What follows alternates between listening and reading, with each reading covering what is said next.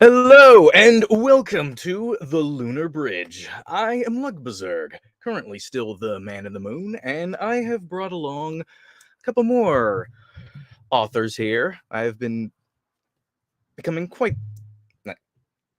friendly with so far, and we got some things to talk about here regarding our own our influences. Think about how you've digested your inspirations and broke them down into their usable non-ripoff elements for your story, or even anti-inspirations. And to start with, bringing someone new to the table here, we got Rosalind here of Division 5 fame. Where? Hold on. Hello. Is she coming in? Oh. Yes, I'm here. Mike is being a dummy. Hi, I'm Rose Lilith, and I'm the creator of Division 5. And thank you for bringing me on the show and whatnot. Hang on, I'm not. Something going wrong here. I'm not seeing you appearing on the screen. Oh, okay. I don't know why. This doesn't normally happen. Usually everyone just appears. But we've also got a fourth time in a row here. Nick Gibson of the Phoenix Press. Be popping in and out now and then. Hello. Also, I really had to say this. That's what he said.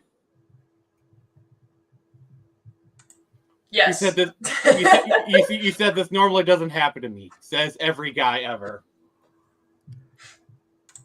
Yes, but I'm only seeing myself on the screen, so I'm like, what's going on here? This didn't happen the last 3 times. Again, that is what every guy says.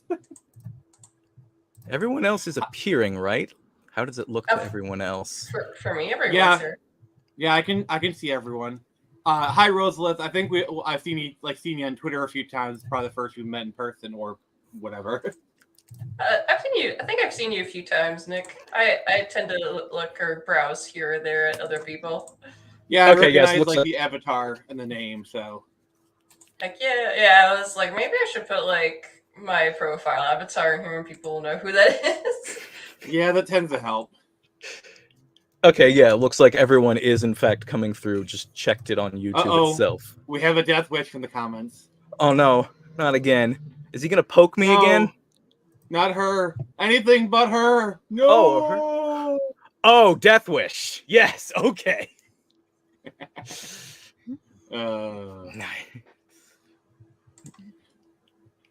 Yeah. So, yeah, like I said, I'll be kind of in and out for the first part of it because I was trying to adult today and my schedule got away from me, so I'm kind of trying to catch up. So, but I'll be able to hear everything. I'm just registering right now because I just woke up. It's 5 in the morning, so. Gotta do what you gotta do, I guess. Oh yeah. Well, I'm kind of used to accommodating to like everyone else because my time zone's kind of usually the inconvenience for everyone because I'm on the other side of the planet and I don't live in the States or anything like that. I live in the Western time zones. So most events that happen is always at like 1 a.m., 2 a.m., 3 a.m. Like I'll get invited to stuff and it's just like, Rose, you want to like come on at like 2 in the morning? And I'm like, and I'm like, what's a sleep schedule, you know? Like I totally get your pain because like I have a lot of collaborators that are in the UK. I'm in Japan, so it's even worse. What have I done? Rose, I think we just became best friends. Yeah, I live in Japan, and I'm like, I think I'm 13 hours ahead of the US right now. Yeah, well, the other thing about the US is there's 3 different times on the US, so you gotta be like, are you EST. Eastern? Okay, yeah, I'm EST, so that works. Yeah, I brought together ice and fire and created a monster. Beautiful. All right, George R. R. Martin, calm down and get back to writing. All right, I do have that chapter to finish.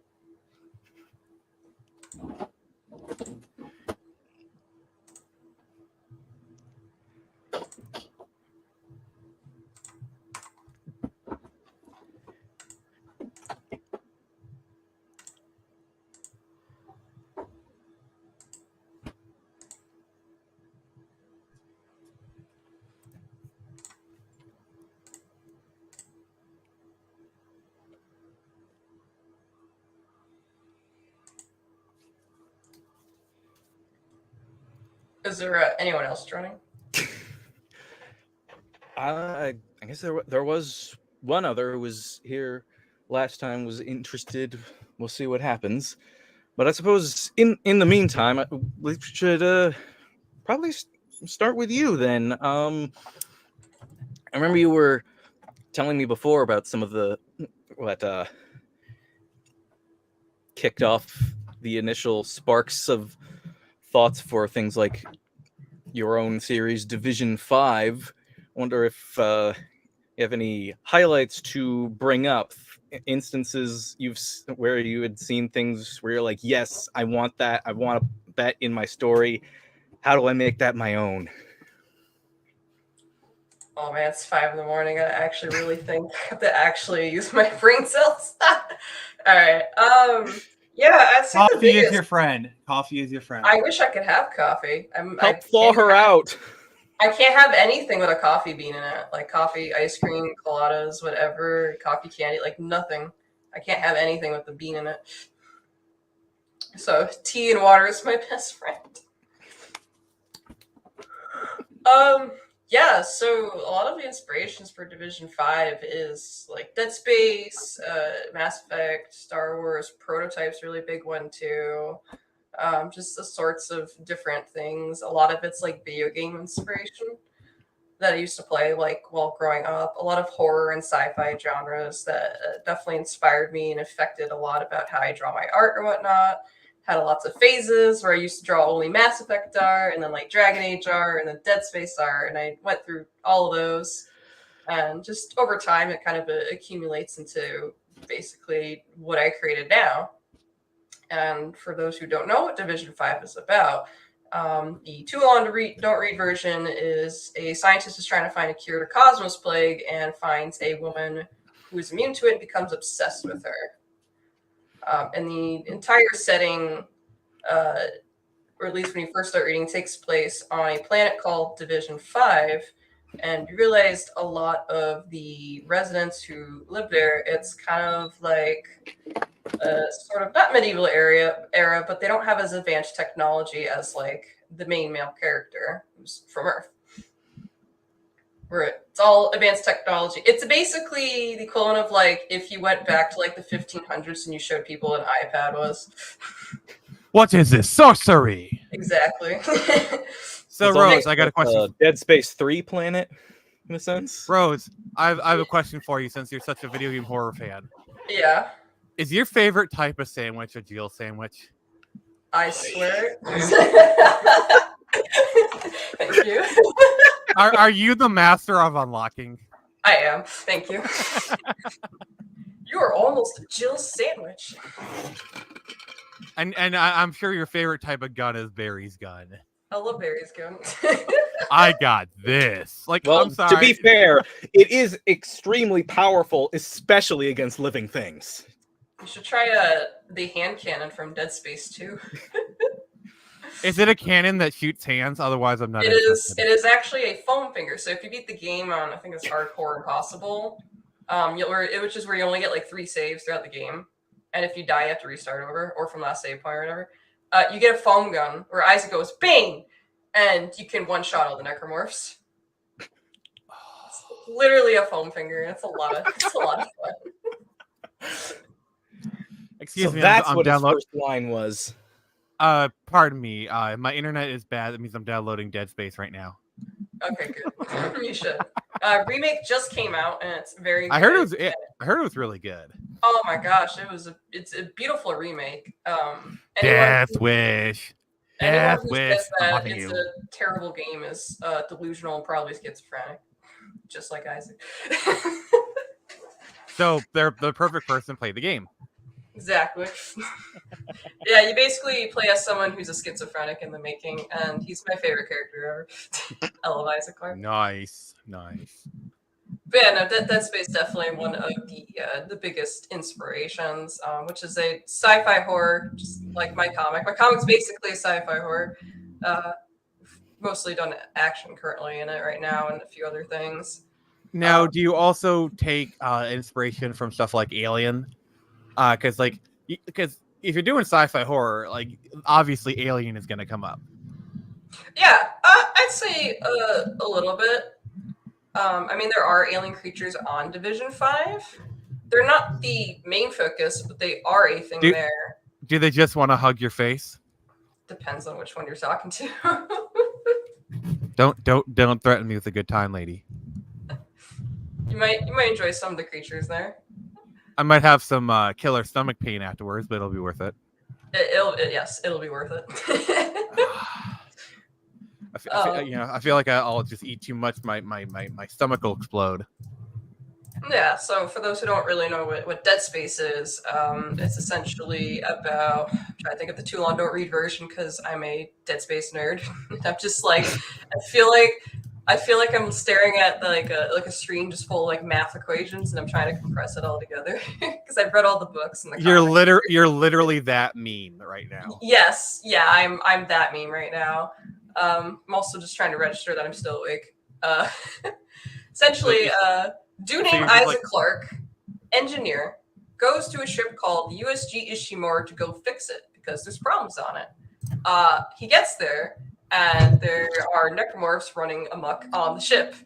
And throughout the game, you are trying to kill necromorphs while trying to fix the ship. That is the Too Long Don't Read version, and there's way more stuff that happens. It's a lot of fun. So is the space just dead? Yes. Pretty much. Yes. I'm telling. I'm just going through all the bad jokes. Yes, good. Get him out now while you can. I mean, yeah, I recently went through the entire trilogy plus Extraction back to back to back to back like some months ago Why? Yeah. because I'd never played them before and I needed to catch up. They're really good. The first two games are really good. Extraction's really good. It's a rail shooter, but it's like a very well done one and super underrated. I have it for the Wii. Yeah, I don't normally go for like those type of horror games, but possibly. It's like sci-fi House of the Dead. Yeah, it kind of is. If you like Resident Evil, Dead Space is a very great game to also get into. I mean, yeah, it was heavily influenced by Resident Evil 4. They did cite that as a big inspiration. Oh yeah, absolutely. There's tons of it, and it's yeah. If you like Resident Evil, you'll definitely like Dead Space. Let me just put it this way: I only beat my first Resident Evil game literally a couple months ago, and that was Resident Evil 2 Remake on stream. Listen, Resident Evil 2 Remake is pretty good. Yeah, I'm probably gonna play RE4 Remake at some point. Oh yeah, Resident Evil 4 is amazing, and they did a really good job with the remake too. But yeah, no, it's a little bit about Dead Space, and a lot of stuff from the Dead Space is mostly like the architecture. You'll notice like the ship, the USG Shimura, it's like kind of sort of a gothic architecture. I love a lot of their holo screens and how they have things that like pop up. And when you play the game, it's very fluid. There's not really any cutscenes where you're paused and you don't really lose control of your character. You're like always playing as the character, even in the middle of cutscenes. Oh, so they pull a Half-Life. Yeah, pretty much. Lots of characters behind windows or far away on screens. Yes. The old trick. Yeah. Yeah, a lot of that happens. And the remake you get up close with more people, of course. Yeah, that sounds very Half-Life-y. Yeah, it's really nice. But a lot of the aesthetic or like the technology that's like used in it is probably like the biggest inspiration from Dead Space that I've placed into my comic. Because I really admired it and I couldn't really think of any other game or inspiration that uses that sort of thing. Like I was saying, like you look at like the USG Shimura and it has like tons of like what looks like ribs. And there's a part in my comic where Witcher, our main female character, goes down like a tunnel into a lab from a door she ripped open. So some of that section there, or Archextent, who's our main male character, dude with the gun there in the cover, he has something called a watch on him. It's basically the equivalent of a year 3000 cell phone where everything can pop up and other technology. Or he just even the lab. So took a ton of inspiration on just the aesthetic alone for that. And a lot of that was also subconscious like decisions that I wasn't even like aware of. Yeah, like that's so always crazy when like you create something and then you look at it later and be like, oh, I actually put that in there. I didn't realize it, which we'll be getting that in there when we get to my stuff. So, spoilers. All good. Yeah, a lot of this is sounding pretty relatable for me myself. Heck, even with something like Prototype, you mentioned Prototype. And I ended Yes, up with some Prototype similar is- stuff. Like Prototype something. is a very big inspiration for Division 5, and half of that is spoiler reasons alone. Yeah, I got like my own top secret project. There's certainly a sort of Black Watch like organization, as well as one of the main characters having kind of Alex Mercer blacklight looking abilities.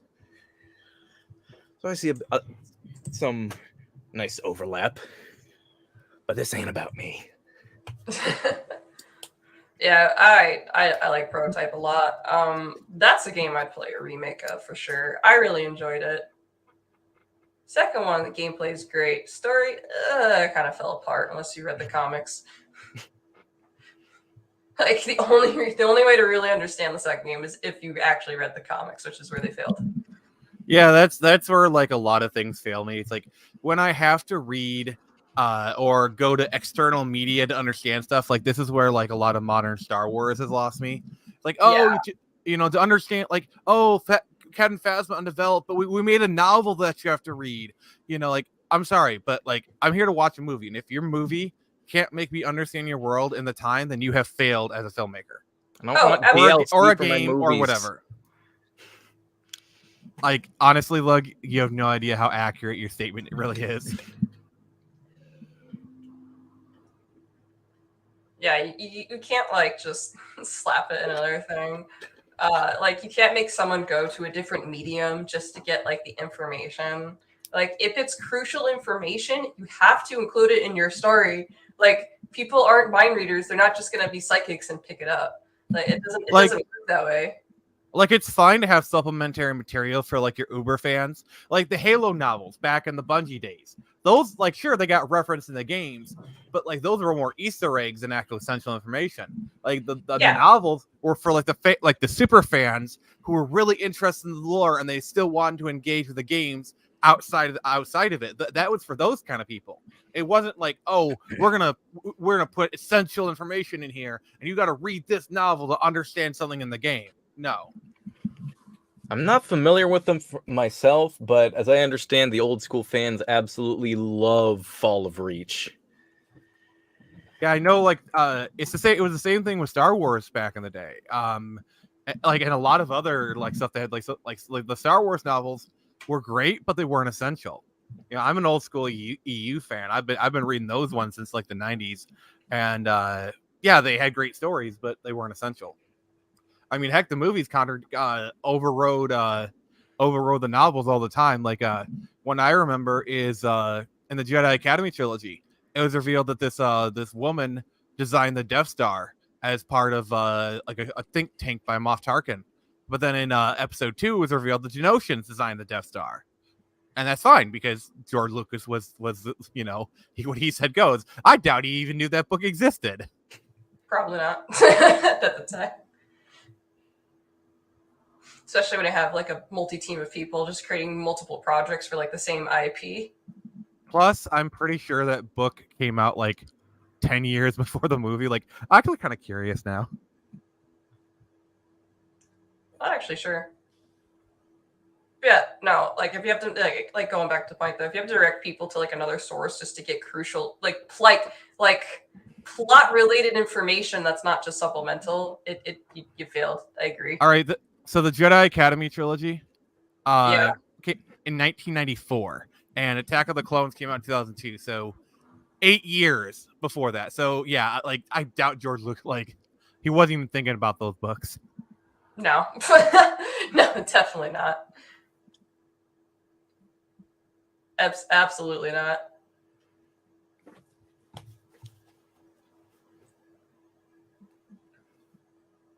Sorry, I have a habit of just taking over conversations, so please go on. You're good. I didn't know if any other questions were gonna ask. I'm not really sure what else to explain quite at the moment. I'm also like half awake, but So what about divisions 1 through 4? Everyone asks me about that, and then I also get people on the Discord server who are like, if Division 5 is so great, why isn't there a 6? All I can tell you is it's not actually important. Division 1 through 4. Well, that's the thing. Sounds like that's the thing. yeah, sounds like third. What was it called? Third echelon from Splinter Cell. Eventually, Yeah, there were the or- fourth. Yeah, Or- and like with the 5th column, where was the columns 1 through 4? For V. They exist. It's not something that's currently present in the comic because I haven't drawn up to that point. I just haven't been able to draw a period for a while now because I've been having a butt ton of health issues, actually, like a lot. It happens. Yeah, I just got out of the doctor's the other day, and like she was crapping herself, and I have so many severe critical deficiencies right now in my body. Like I can't really draw because my muscles give out, even just from like very simple things. All right. Like like all my I'm bodily sorry. systems are going out of whack right now. So as soon as I recover, I'm gonna start continuing making my comic, and then I'll actually get to points where I can definitely answer way more stuff going on. That's rough, buddy. Oh, it's all good. In the meantime, I'm actually writing a novel version of my comic because of this reason alone, and I've already surpassed my comic like by leagues. Well, at least when you go back to your comic, you at least know where the story is going, so it'll be easier to write. Yeah, definitely. It's like a nice little clarification too. And the novel's dropping in 17 days. Oh, Woohoo! Yeah. So I'm doing it kind of like how I do Division 5 with like a bi-weekly schedule. So the comic was bi-weekly, so it was twice a month. It was the 1st and the 15th of every month. And then the novel is going to be uploaded to Tapas, and it's going to be a weekly release. I'm already... You are a machine. Well, I can't really draw, and my body is just like not wanting to live. So I was like, hey, I can still move my hands and do the clickety clack thing on the keyboard. I might as well work on my novel in my free time. Clickety clack. Don't turn back. Exactly. And I already have buffer for the novel up to January 21st of next year for weekly releases. So I'm pretty far ahead where I'm not even like worried about it right now. Like I could literally not write for a month and I'd still be fine. yeah. This kind of thing is precisely why, with the project I've been working at, the plan has been to try to complete the entire first arc, the script to every issue before the first one gets its crowdfunding campaign. But I've already stumbled upon one or two worthy, interested illustrators, and they are growing restless. Hell yeah. They're ready. The artists, they yearn for the table.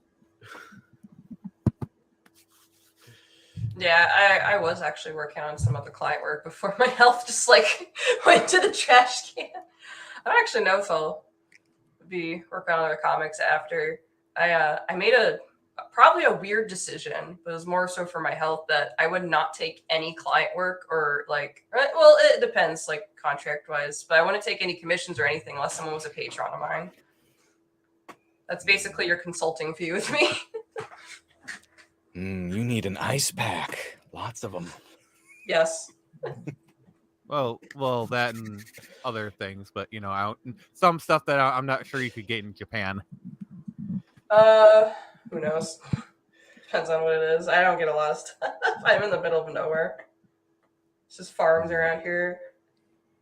Like a lot of people assume I'm like near Tokyo or something, and they're just like, oh yeah, Japan's like a high tech like sci-fi place or whatever, and I'm just like look outside and it's just that's not that, and I'm like, what are you talking about? Like, what are you smoking? If I may ask, how did you end up in Japan? Because you don't sound Japanese. No, I'm not Japanese at all. I'm from the U.S. That's the accent I was pinging. Yep. Yeah, I'm actually from New England. Yeah, that sounds about right. Yep. So how did you end up in Japan though? My husband's job. Ah, We moved here because of my husband's job. We're gonna be leaving very soon. I don't know when, but as far as I know, it's this December. if you don't mind me asking, how do you like Japan as a foreigner? Because I hear like the Japanese are more than happy to take your tourist dollars, but beyond that, like the Japanese can be kind of racist to outsiders. Like, is that Oh yeah, true? yeah, that's true. There's a xenophobia here. If you're even 99% Japanese, they're very xenophobic. Like even people who are like half Japanese get the foreigner treatment. It's a very Wow. weird. Oh yeah, I've heard lots about it.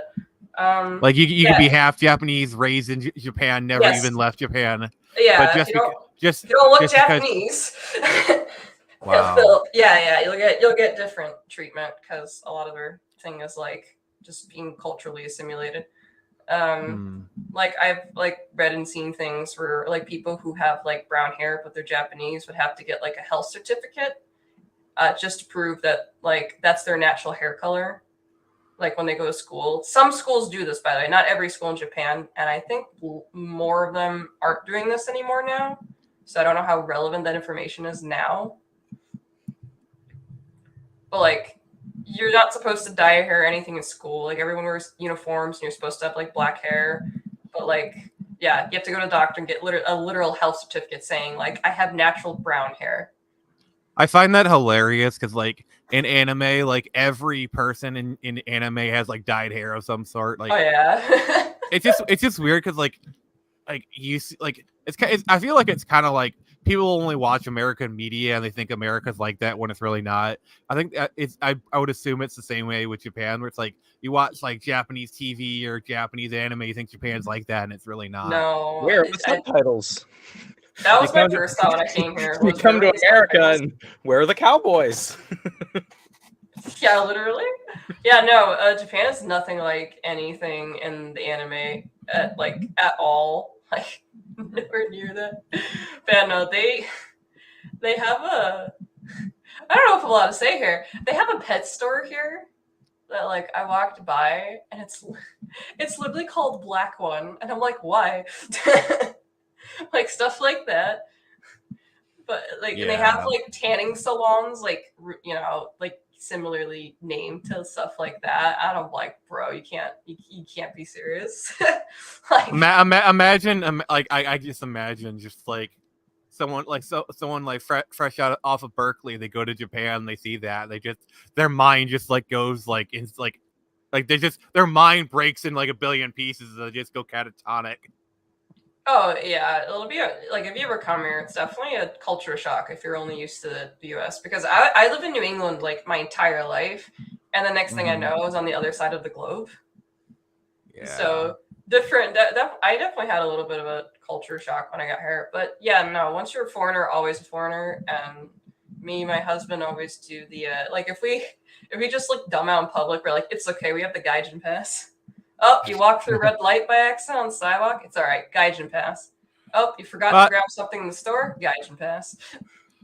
Well, I guess there is benefits to the xenophobia.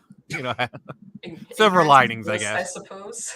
Yeah, like I've heard about how over in Japan people are expected to stay in their business suits at work no matter how hot it gets. But foreigners, you can just come in with your t-shirt or something.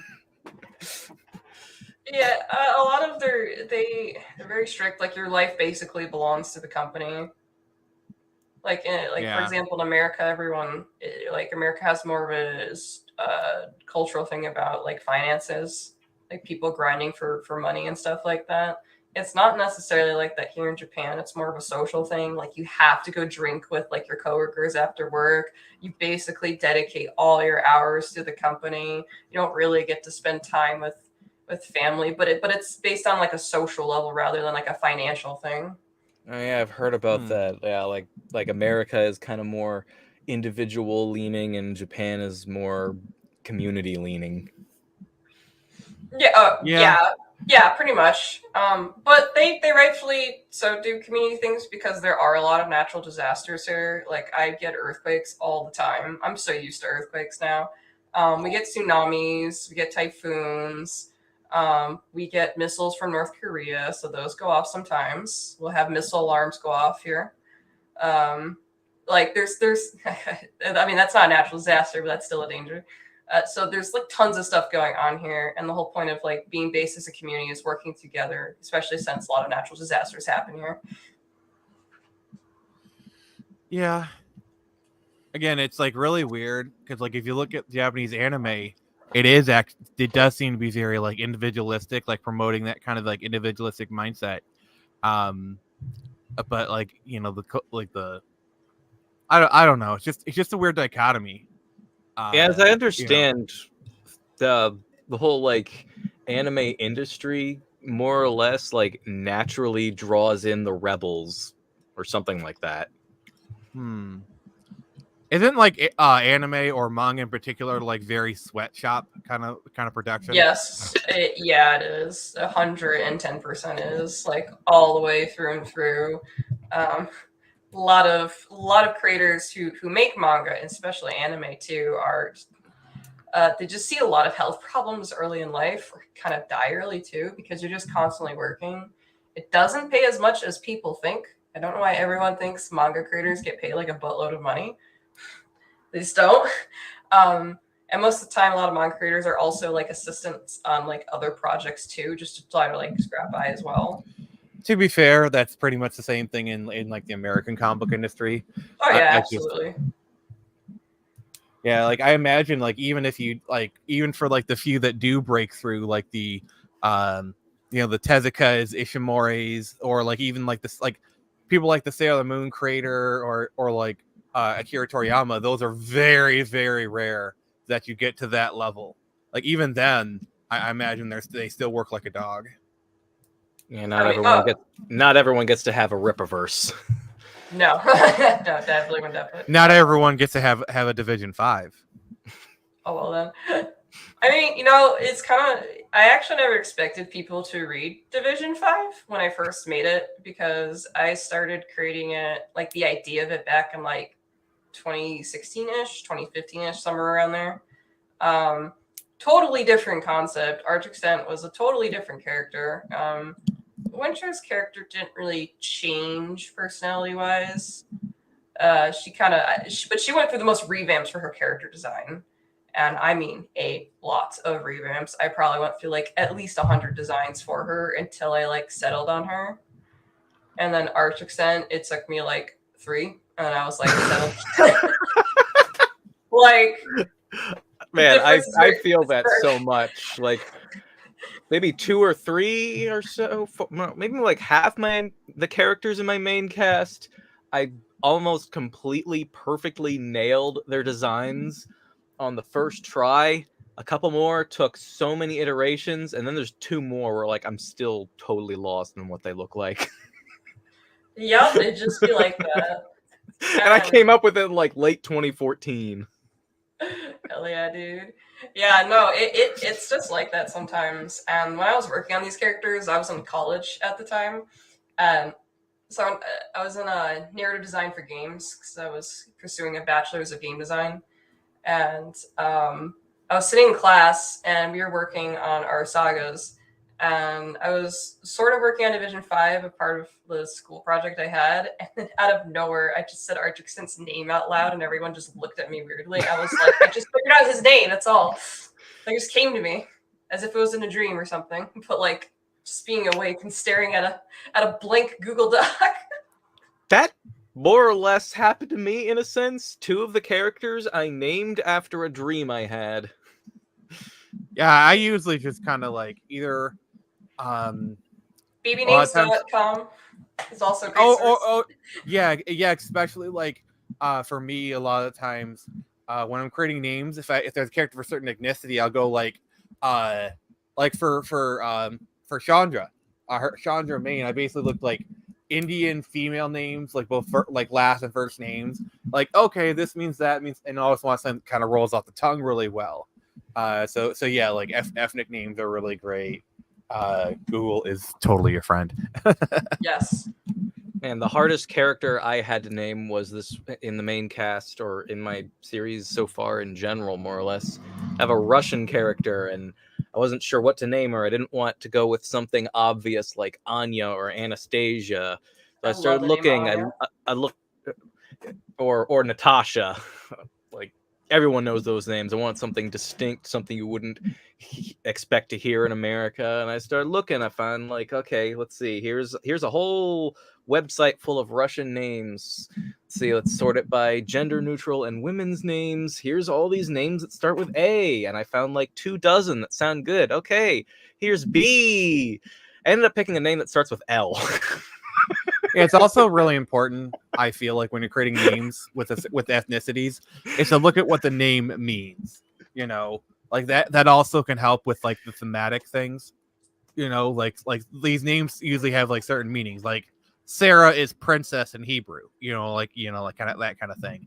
Oh, it's like for I know for Screecher, like her name is Avery Fletcher. The way that I got that is the Fletcher name comes from fletchling, like the feathers used for an arrow.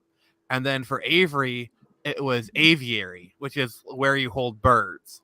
Because I wanted to kind of like a mildly bird kind of theme name. So it's Avery Fletcher. So it totally works. But also I like my references. So like for example, the villain is Kathleen Johnson. Yes. I understand the reference and I love it. Especially when you see the character, like I did not even try to hide it. Oh no, that's great. I love that. Yeah, Lug, you have the book, so like when you get to meet you can show it to her. And then the assistant is Lucas Stevens. Oh my gosh. That's beautiful. I love And that. then the father is Harrison Fletcher. Oh my gosh. His middle name is Jones, Harrison Jones Fletcher. Beautiful. And then the mother is Olena Rigg Fletcher. That's great. Do you like that one's a tribute to do you know who Diane Rigg is? Unfortunately no. She was Emma Peel in the Avengers in the 60s. And if she was also Elena Tyrell in Game of Thrones. Oh, okay. I didn't know that. Yeah, she's quite the legendary actress. So like that's why it's like Olena Rigg. Okay, I see. Yeah. I've also thought about making her her maiden name Peel, but I haven't like settled on that yet, but still. Oh yeah, I guess it all worked out for me with finding a name that had a suitable meaning.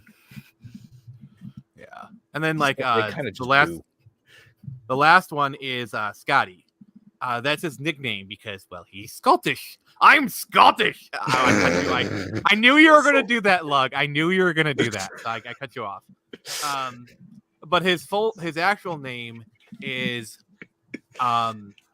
Alistair Stewart, because Scotty is actually based off of the character the Brigadier from Doctor Who, and so the Brigadier's name is Alistair Lethbridge Stewart, and then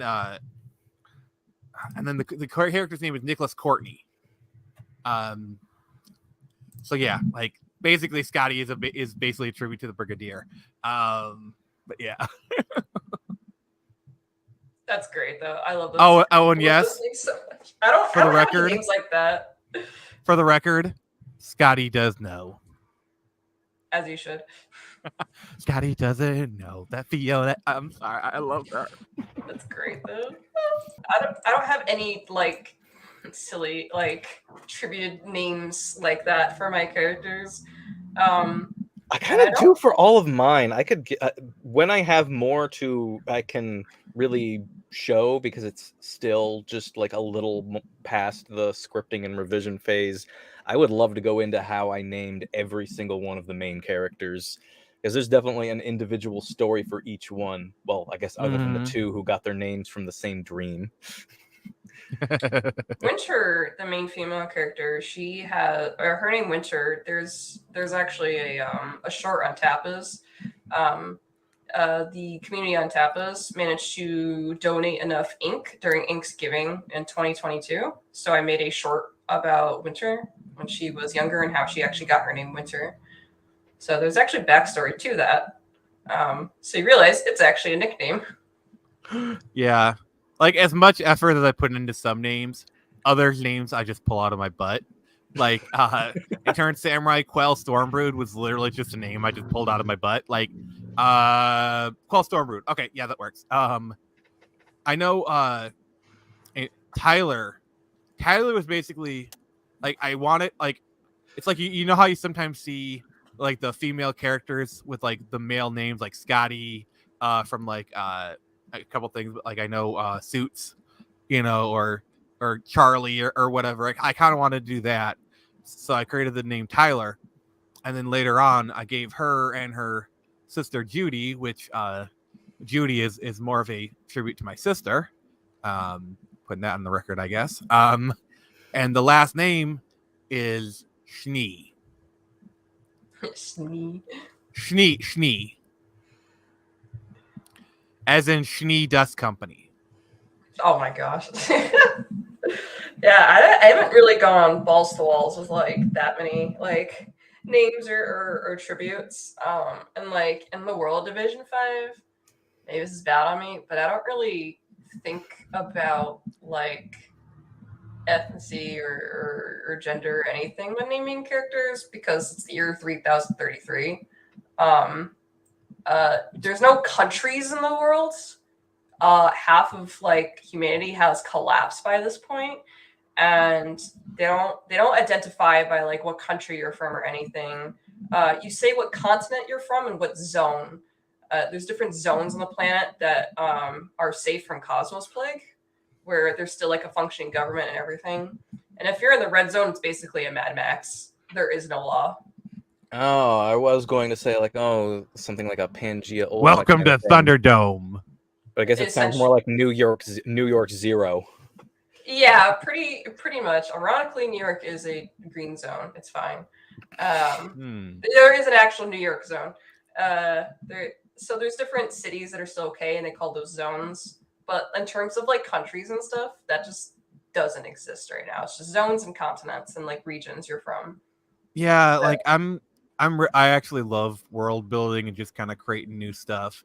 You know, just like for example, I had this novel that I'm working on where it takes place like year 4000, and people have kind of settled the solar system. Earth is like a Wall-E style wasteland. Mars is kind of like the new Earth. It's got those kind of conflicts, and it's like, okay, this moon has this kind of culture. Like, okay, this is like where the rich people live. This is the redneck moon, you know, like that kind of stuff. And just kind of creating the names and the factions. Like one of my characters basically is like a captain of a space pirate. So I called her Nelia Bonet. And she's kind of named after Anne Bonet, you know, the pirate queen. I'd have to look that up because I'm not familiar with that. Yeah, she's like in pirate lore, like she's like the famous pirate queen. I know she's in Black Flag. I know she's kind of like at the tail. She pops up towards the tail end of AC Black Flag. Oh, okay. It's been a hot minute since I actually played that game. Yeah, she basically replaces the first mate. Like when he decides to run his own ship, he replaces her, and you get like some of like her classic stories where it's like, oh, she gets captured, but then she's pregnant and whatnot. But yeah, it's like right at the tail end of the game that like she comes in, but she's a pretty famous like female pirate queen character. So that's why like Nelia Bonet kind of thing. And then like for like the queen character, I'm gonna say the name and I'm gonna see if you can get where the reference. The queen in my story, her name is Brianna Spencer. Brianna Spencer? Yes. It's a real life reference. I wouldn't know. I'm not as educated on like names and things of places. She's basically Princess Diana. Oh, okay, I see. Yeah, I see. Because Diana's I a wouldn't maiden know. name. Well, Diana's maiden name was Spencer. Okay, and so like she's Brianna, which sounds kind of similar to Diana, Brianna kind of thing. I just can't call her Diana because then it's like too close. But yeah, I love like it kind of like bearing those references in there. It's really fun. Oh yeah, no, definitely tossing and stuff like that. I thought about using silly stuff like that, but I suppose I just haven't found like a spot to like slap that in the story. So like what I was discussing earlier was on Earth with the zones and whatnot for how Cosmos Plague has spread and how it's affecting humanity. Where Division 5, it's not really technologically advanced and they function on a tribal system. And there's different tribes with different rules and different leaders. So totally different system in government style. And out of all the, we're gonna, and like in the comic, it's going to go through all the tribes. We're just going one by one at a time. Like right now, we just went into the first major tribe, which is called the Blazerock. And the Blazerocks are able to do things like eject fire out of their skin pores. And they also have a lead and frost effect that where they're able to actually do something like that. I don't know if you're familiar with the lead and frost. Nah. So the water vapor evaporates. I don't know if you've ever seen like this really popular video of a guy who just put his hand through magma. He covered it in water and just like slapped his hand through like hot lava. Why? Why? He used the lead and frost effect For the memes? No, he it was a demonstration of lead and frost effect. He just covered his hand in water and whatnot, and all the water vapor is what evaporated from the heat of the lava, so his skin was fine. So that's one way how like the Blazerocks actually work. So that's a tribe we're going to be walking into, or more of. We actually just met a Blazerock character, but a lot of the tribes definitely don't function on a region or continent zone per se. I mean, they all have a continent they inhabit, but it's definitely tribal based with their own different rules of how they elect their leaders. So that's what we're currently focusing on too, or at the moment in the comic. But a lot of their, but the point I was getting to as I'm half dozing off, is their names are the thing I actually did consider in terms of like the tribe names. So Blazerocks, obviously they do fire. Treetops, they are very agile. They're basically the rogues of the worlds. They have heightened strength and senses. They also have night vision, which is apparent in their yellow eyes. And then like Narcotics. Water. They can. They are kind of like they're amphibious essentially, so they can absorb oxygen through their skin in the water, so they can be underwater for a very long period of time and be fine. And then there's the Cloaks who can turn invisible, and then last but not least, which is what Winter is, she is a Winter Lance, and we don't know anything about them besides that she can make ice along her body and essentially murder people with it. That is the way. I have the weirdest boner right now. Yes. Yeah, so she's our main gal, and no one knows nothing about the Winter Lances because they haven't seen them for like a hot minute, and she's just kind of there. So we don't really know much about her origin at all. And the other thing too is she is the only person Archixon has ever met that is immune to Cosmos Plague. So he's absolutely fascinated by her. Wants to understand how she works, and he's never seen her mutation before either, which is her ice. I just love anomalous characters. It's great.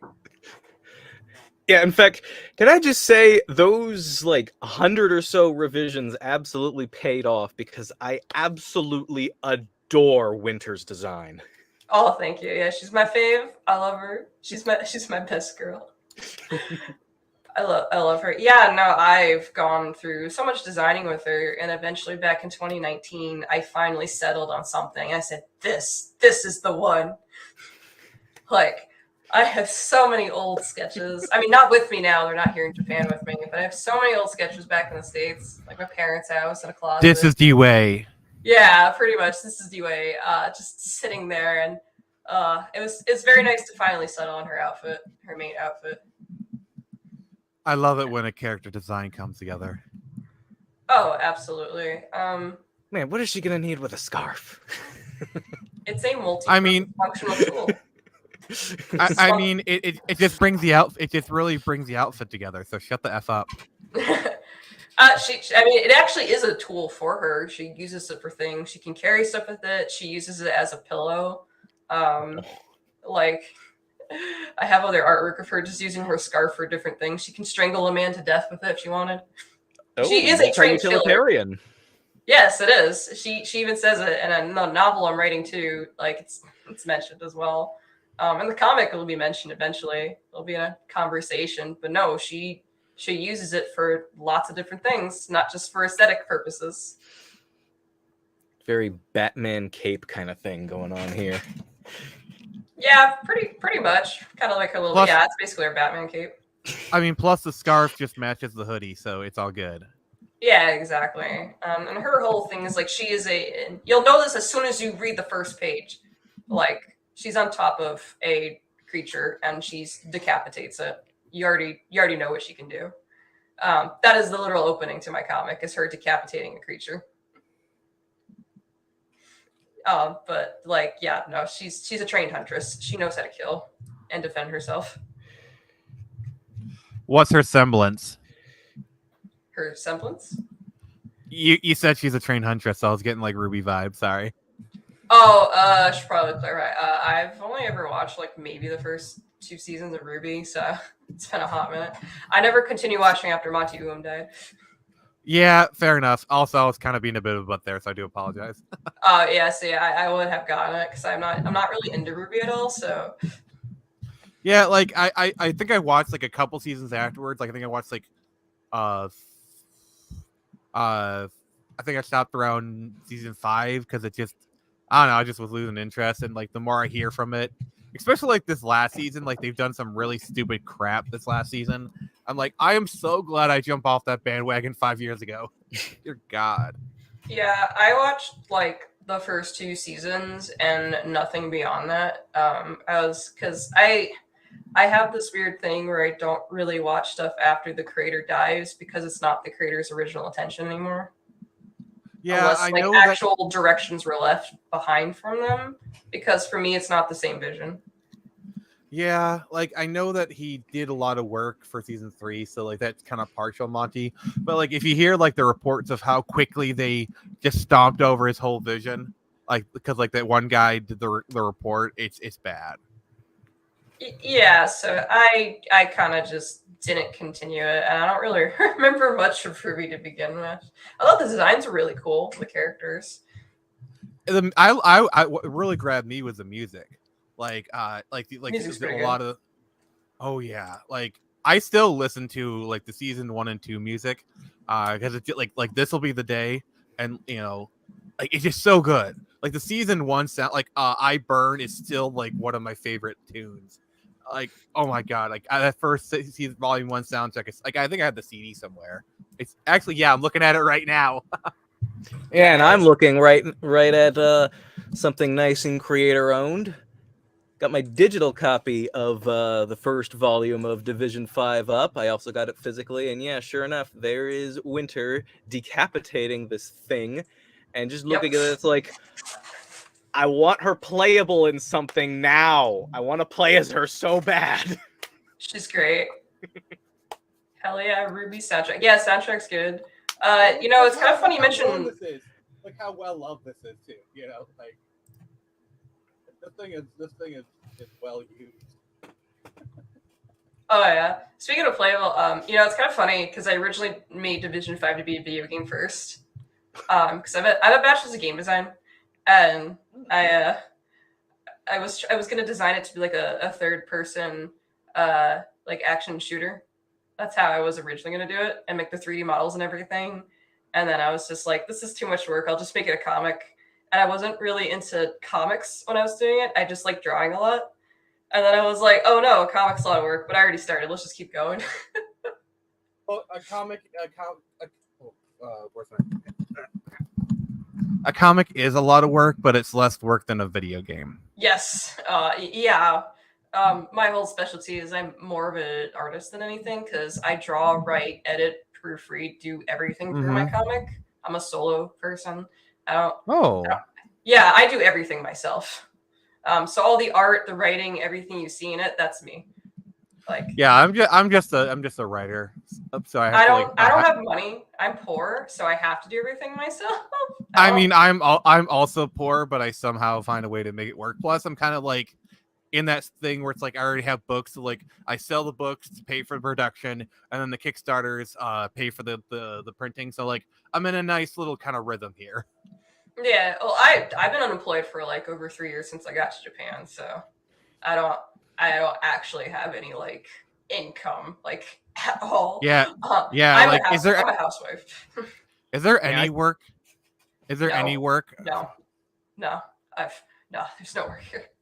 There's like no like there's no work at all.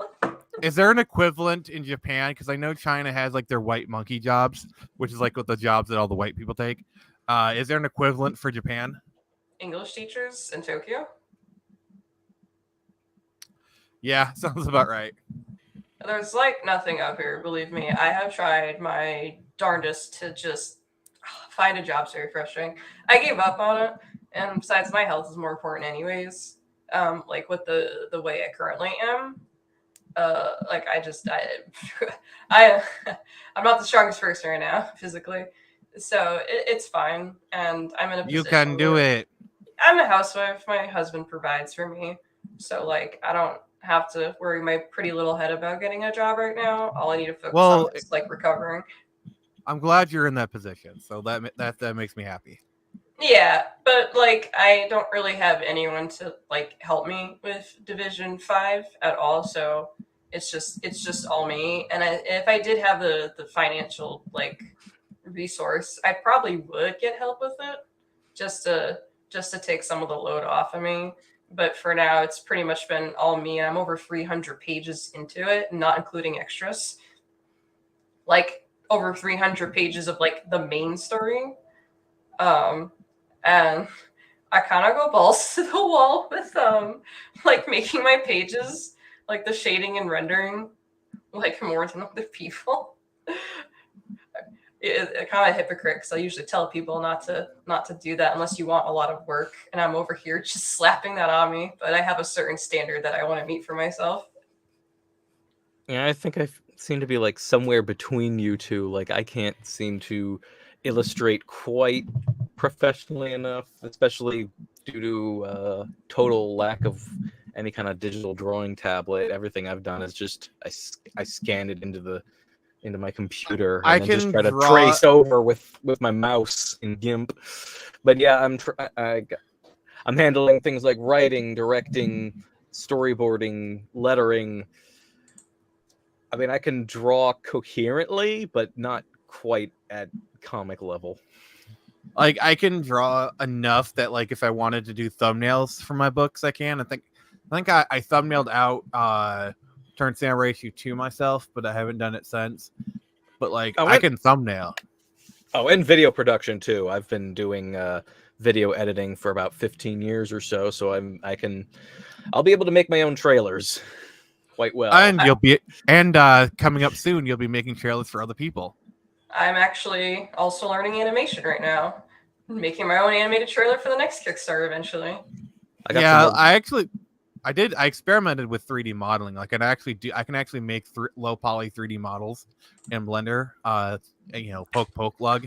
Yeah, I made a 3D model of a character I made up when I was 6. It was so good to finally see him in 3D. And I guess I got some more of Godot to figure out, especially after the catastrophe that just got unveiled like yesterday. Yeah, like Rose, I also was like doing like the college game design route, but I didn't get very far. I think I got my associate's degree in like a technical general studies kind of thing, but like eventually I dropped out because just reasons, and that's kind of when I started pursuing the comics thing, which has kind of led me to where I am now. Yeah, I have my bachelor's, and I don't use it for anything right now. I can't actually really. do have to leave here shortly, so if we could kind of, I'm sorry. That's fine. Whatever Lug wants to ask. Yeah, I was just hoping we could kind of get to my stuff before I have to take off. Yeah, I guess this is the time for the soft reboot. So, yeah, Mesh here is asking. I just randomly got here. Could you guys please explain what is going on? Yeah, we've been discussing,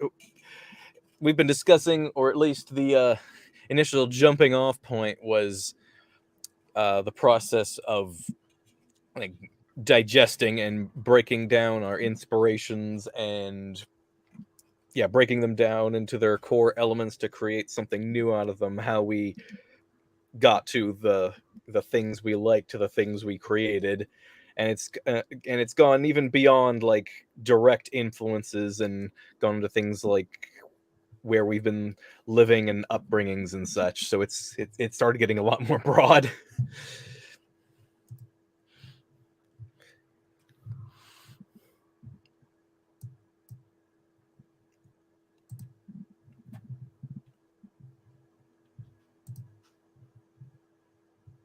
Hey, Halon.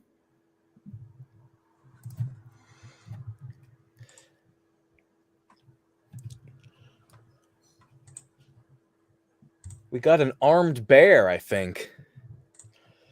Yeah, I hear he's pretty solid. Yes. Well, solid.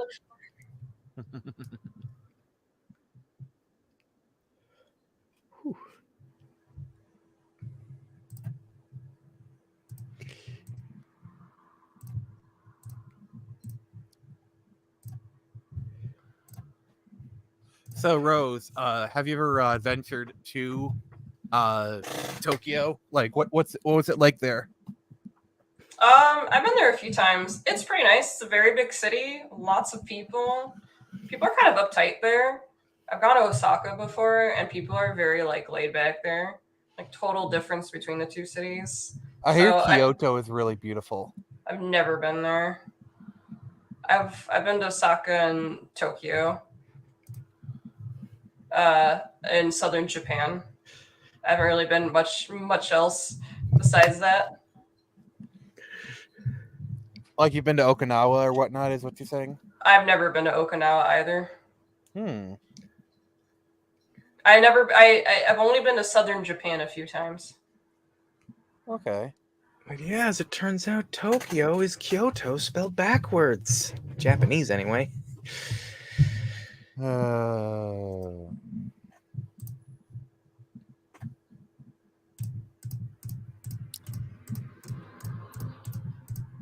Okay. I Is it don't a know bot? what. Are you able to block people? Yeah, he can block people. Okay. But I don't know if it's a bot or just doing a bit. I want to give the benefit of the doubt for right now, but it's making it hard to be. I would block. It was me. Yeah. It was me. I would have just blocked.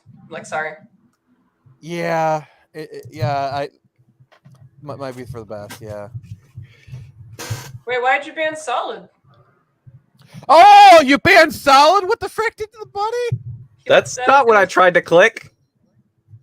How do I undo? Oh, that's not Solid, what I. That's not even the one I. That's not the. Neither the person nor the button I clicked. What happened? How do I undo that? Solid. I would not know. Solid, if you can hear this, he is really, really sorry.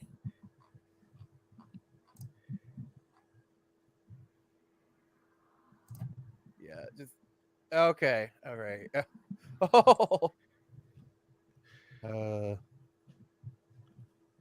Oh man, you were so close. Oh, okay, I thought you. Solid's actually a really cool dude. That's why I was like, why did you ban Solid? I think it might have been the. It might have been the spam comments that moved the clickable balloon up. You could say Halon is a really solid dude. It won't let me I'm not seeing any kind of undo thing. We'll figure it out. But it's solid. Hey, Alana, if you could hear this, Lug is very sorry. Like he is making the faces right now. Oh, Death Wish, hush. All right. So is it screeching time? Yes! I love you, Lug. I love you so much. I found this cool picture. Have you seen it before? I've seen it many times. In fact, one could say I commissioned it. Owl meets this October. Owl meets Tiger in Preacher 2 Friendly Fire.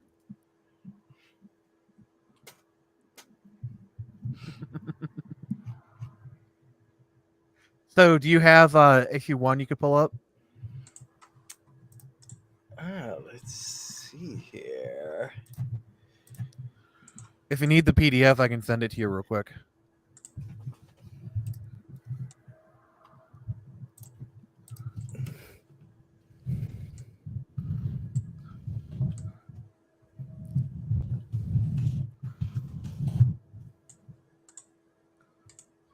Yeah, Alright, Rose. since you mentioned you like winter, do you wanna link to D5? It's free to read, by the way. I'm always making my comic free to read for people and my novel. Oh, nice. Yeah, I go a different route. Yeah. Certainly. I'm actually here.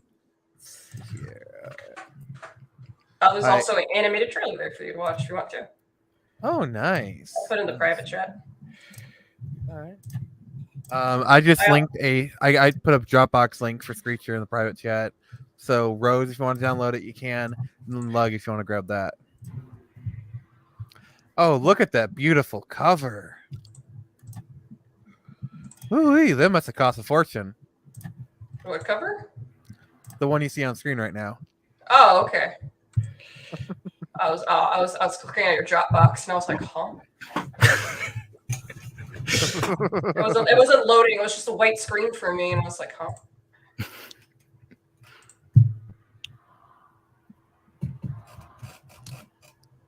Yep. So that cover is by artist Zevius, who is super awesome and a good friend of mine.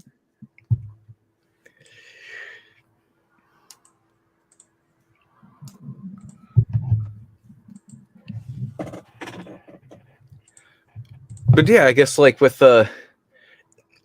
in your case, I understand you've mentioned Batman and Green Arrow were major influences, and you've always just found owls are really cool. Yeah, I've always found owls really cool. So basically, the formula for Screecher has always kind of been this. It has been Batman, Batgirl kind of thing, plus Moon Knight, and then Dove from Titans with the cape. I've had some other people in the community try and say like it was a ripoff of like a different character, but it's really not. But it's Yeah, I remember looking into that, and like they look nothing alike. Yeah, like I really don't know why they did that. What's really crazy is a person who made that accusation. I was actually like a day or two from hiring them to do some work, so it's like, why would you make that accusation? Like the person like that's burnt. Like, why would you burn the bridge right before I'm supposed to give you money? Like, it just doesn't make any sense. So, like, I'm not naming names, but it was just really stupid. Yeah, I remember the character was more, if anything, dove-like in appearance. I think it was a white costume, wasn't it? Yeah, I don't want to go into specifics because I'm not trying to people who know, but other than that, I'm just trying to keep it vague. Trying to at least be somewhat professional here.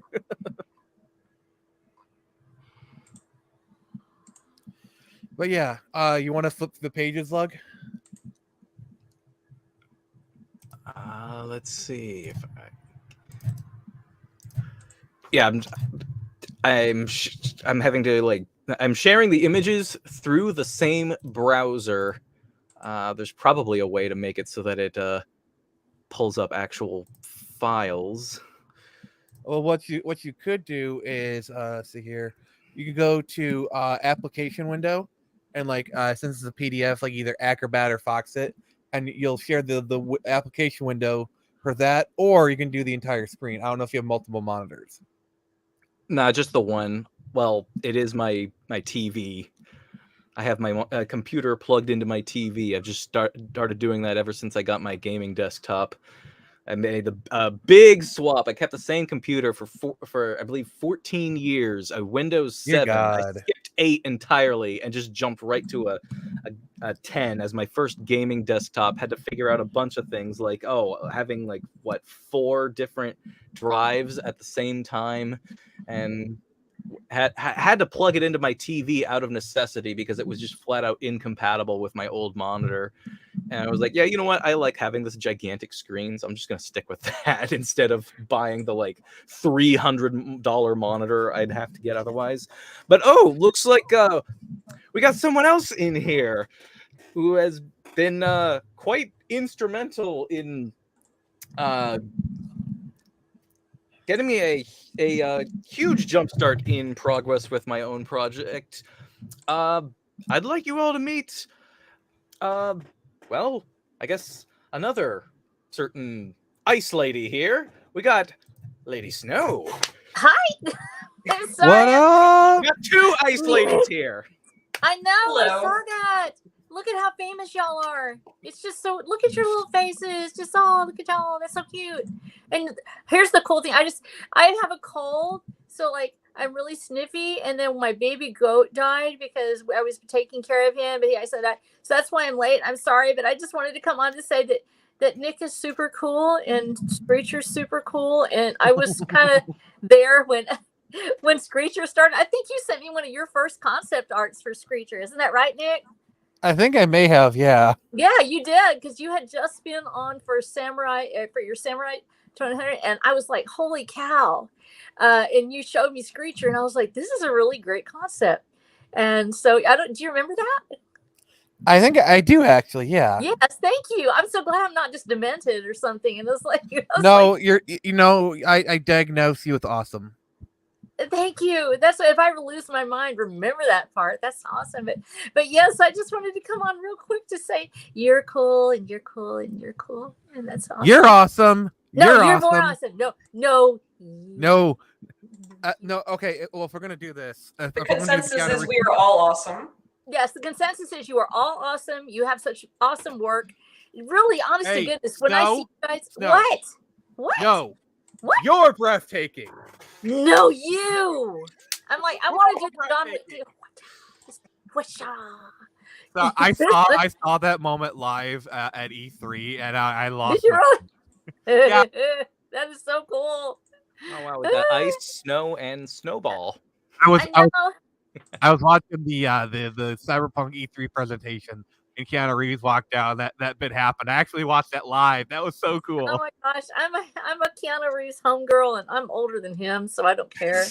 I'm not super much older, but I'm older enough. I remember when it was like kind of new, so I've been around for him for a while. So he's so awesome, and he's a genuinely nice human being. Evidently, maybe we'll find out later that he wasn't. I mean, that happens a lot, but I'm still gonna say that hey, he at least tried. So that's good. But yeah, so just watch. And when Screecher goes onto Netflix, the father's gonna be played by Keanu Reeves. Oh, thank you, Nick. Now I can die happy. It'll be die this cold happy. Especially when you start getting a call on your phone. It's a video call, and it's like, wait, why is Nick trying to call me? It's like, oh, hey Rose, someone wants to say hi. It's like hi, what? And it's like, that's so great. Because I would do that. No, that's great. No, Lex, I saw this on it. I was like, oh my gosh, I'm missing, and so I had to hurry and make myself look like a human again, which is really hard. So well, yeah, a lot just kind of shifted in a week because you guided me over to look through Iron Age media, and yes, quickly I seem to find someone who's very interested, has the talent for Interior art, we seem to be Yay! getting along just fine. That's Things great. are looking good. I mean, Snow is the Iron Age queen, so Thank you. That is so sweet of y'all to say that. It makes me embarrassed because I'm afraid people are gonna think I'm like getting a big head, and I don't want to do that. And I mean, yeah, I was John is the one who crowned you, so I can't take credit for it. that is sweet. I Yeah, I was know. even saying earlier in the stream that I was saying something. What was it? I'm sure you said a lot of things, brother. Yeah, you've got a lot of things going on. No, that's great. So that's awesome to hear about that. But how about you? Now I have to look at this really quick. Rose, okay, you've got a couple of projects out there right now, don't you too?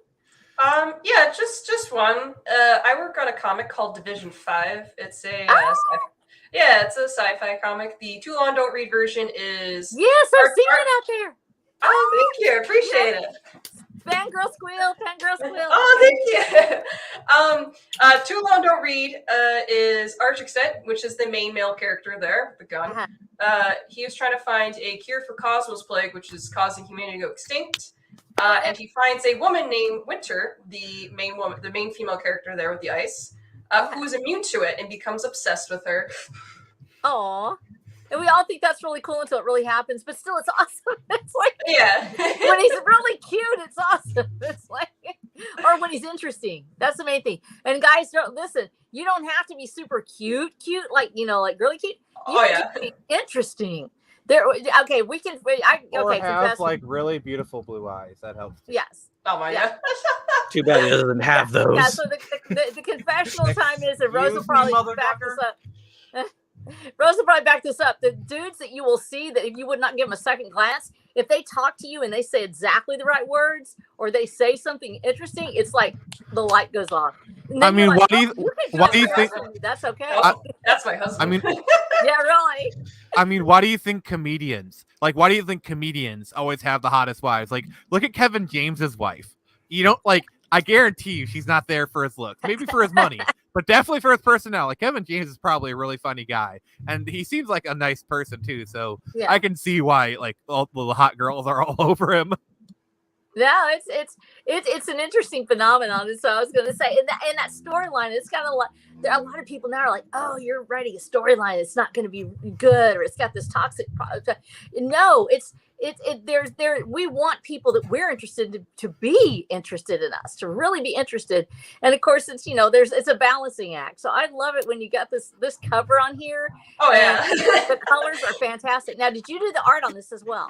I am the artist, writer, editor, proofreader, everything of my comic. I'm a solo. Rose, I do everything. I do have to say, I really like the cover because you put so much personality into it. Like it's not just like the characters. It's not like the characters. Like you can tell a lot from the characters, and it's not just like what they wear, it's not how they look, but like their posture, their facial expression.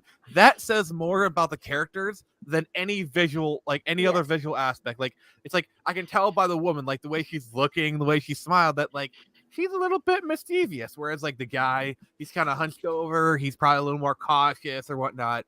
Yeah. You convey so clearly these characters. It is crystal clear. Like you actually get, I'm judging this cover and I'm judging it awesome.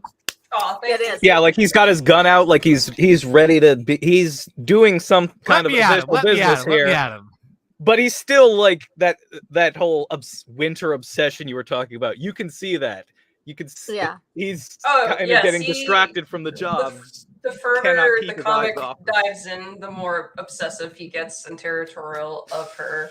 And they have a very interesting dynamic because it starts off with her almost killing him when they actually get to meet. Oh, good. He has a gun. He has a gun to her head, and she has an ice claw to his neck.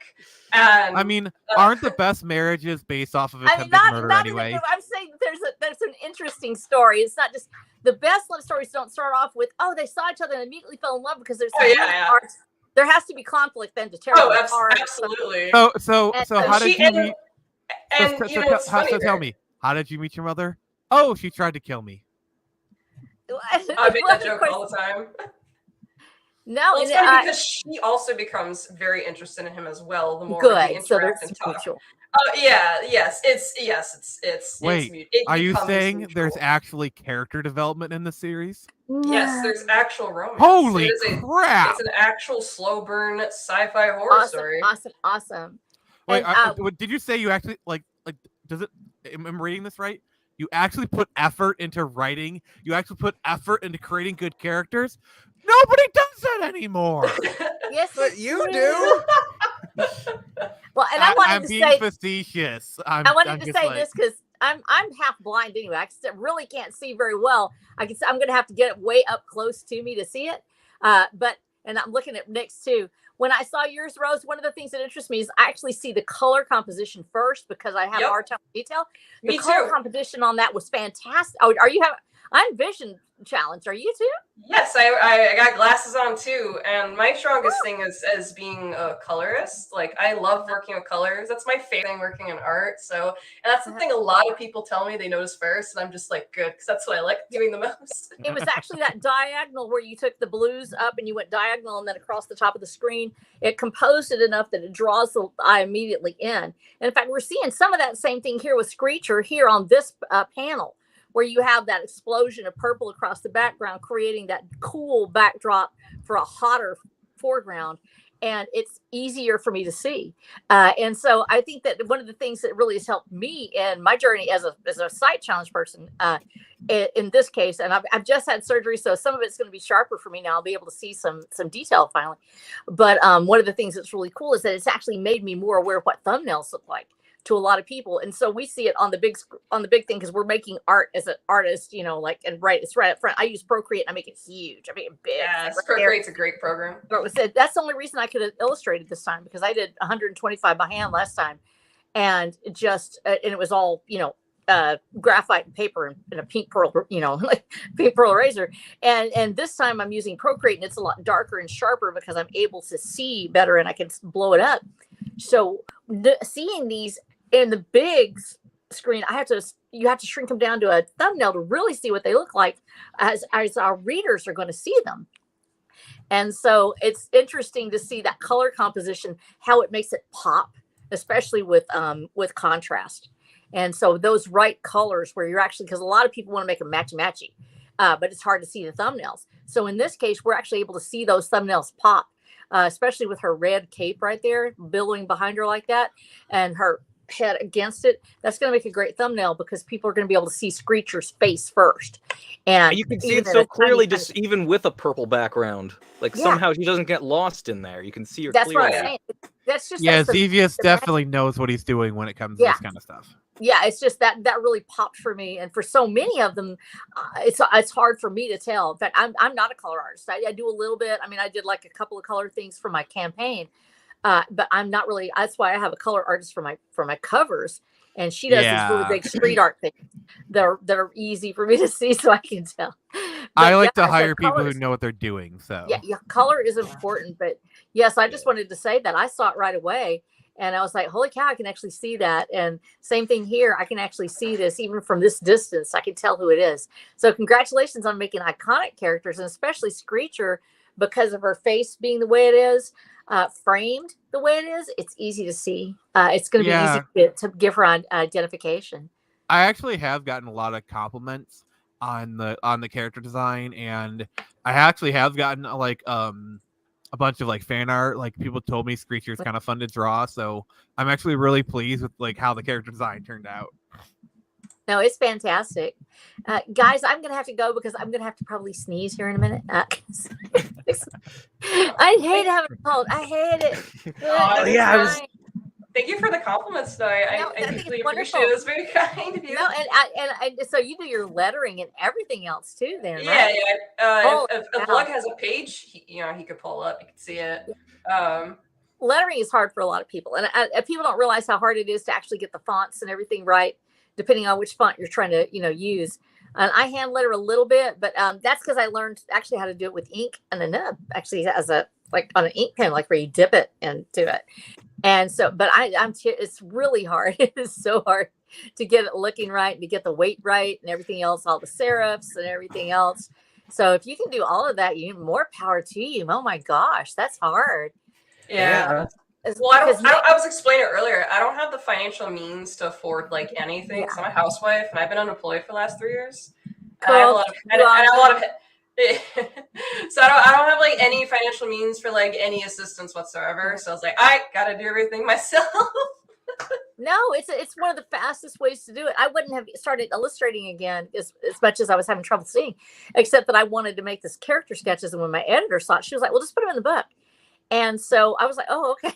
I'm not that great. I mean, I'm not classically trained. I'm sure that people that are trained or see it, or guys like y'all that know what you're doing, that actually know how to do. Because I don't do comic art. I envision my book, Watcher the Damned, as a graphic novel, and it's written entirely to be probably translated into a graphic novel at some point in the future.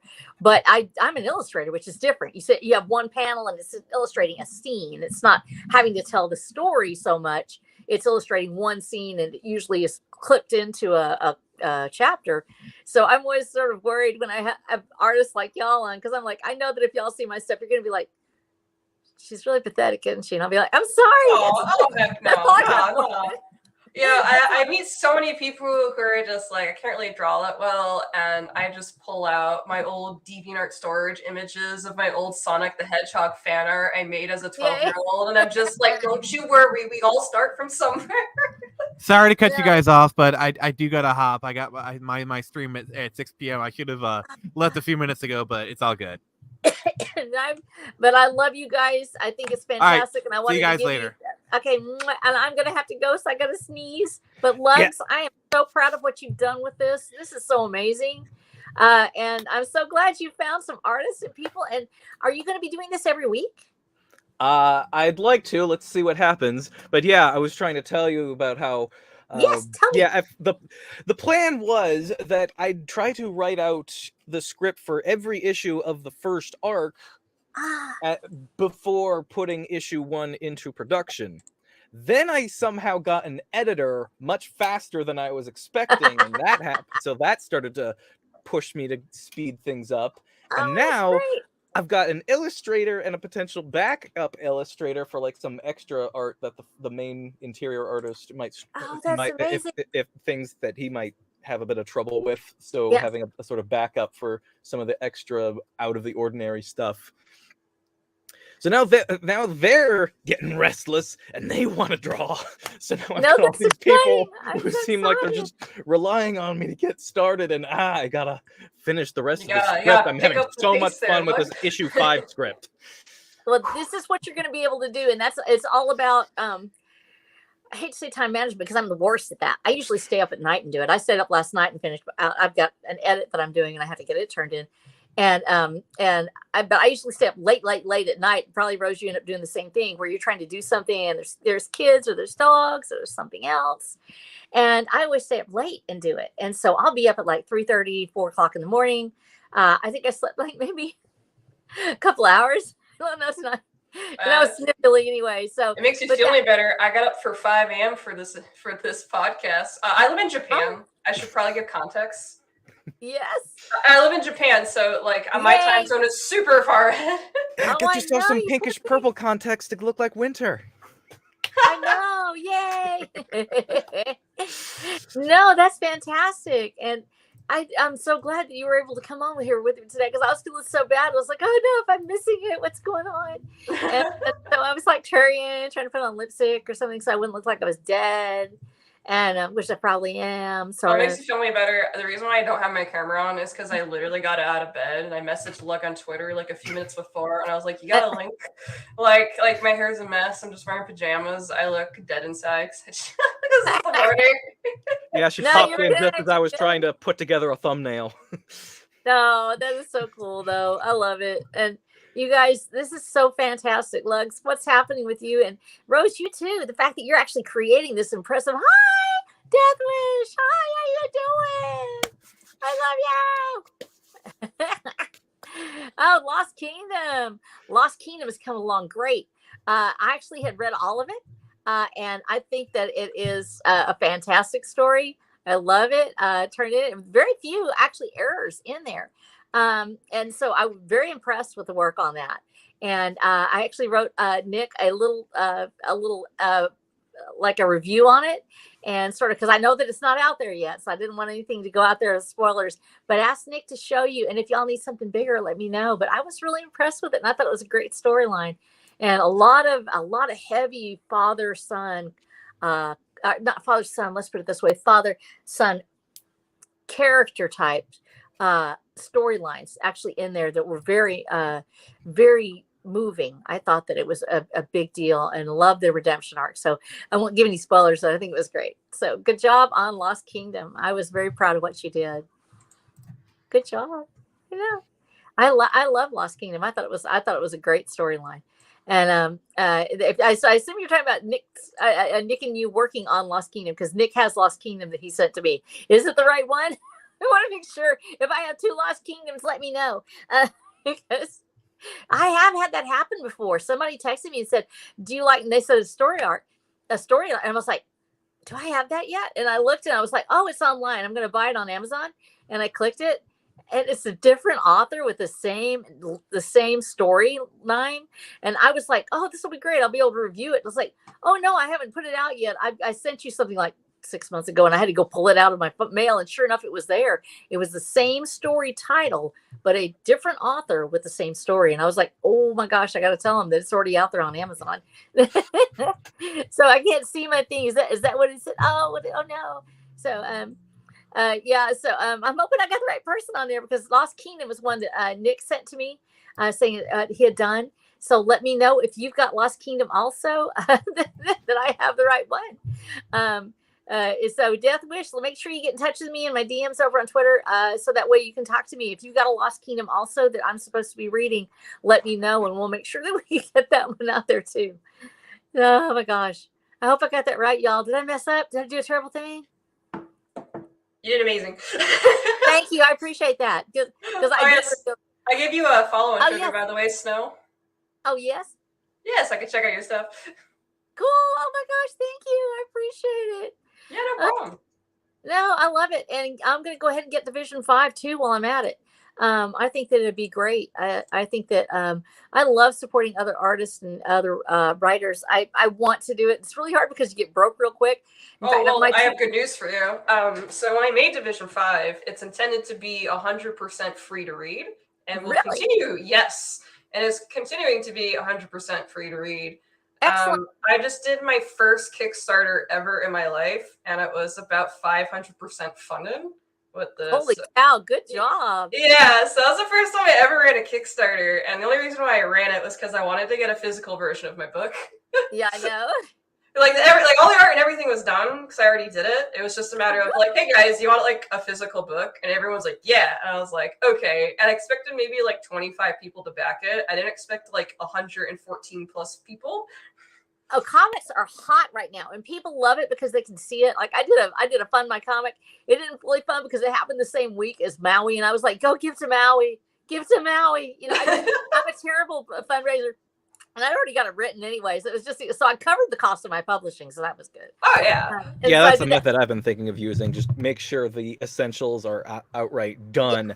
Then put up the campaign. Yes, do that. Because that way you've got something to advertise. But having a comic right now, comics are hot. They are easy to sell. If you've got the art already done, you can get that out there. And I would strongly suggest, if you haven't looked at it, to look at some of the other platforms that are available. So that way you have backup platforms. Kickstarter's been pretty good for some people. It's been kind of rough on others. There's some people that have had their campaigns canceled because somebody complained or did something. And so we want to make sure that that you have a backup just in case. And of course, there's a couple of 3 out there. Big Geek Emporiums is one. I think that they're starting to foray into that. Fund My Comic is another. And then, of course, Indiegogo, Kickstarter, and the others. But fundraising is so new to me. And I have a hard time saying anything about it, which is really kind of sad. But I'm like, I don't want people to think I'm begging for money. But now you got like Common America on Kickstarter and Indiegogo at the same time, I think. Yes. Yeah. And yes, a lot of them do it that way.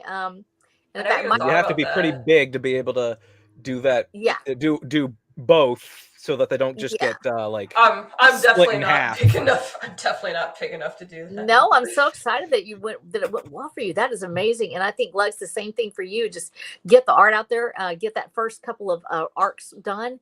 You can start the Kickstarter with those images, and then it just really flows in. People already know that the comics are out there and they're interested in that. Because it's something you can pick up and read, and you get a chance to look at it quickly and read that little bit.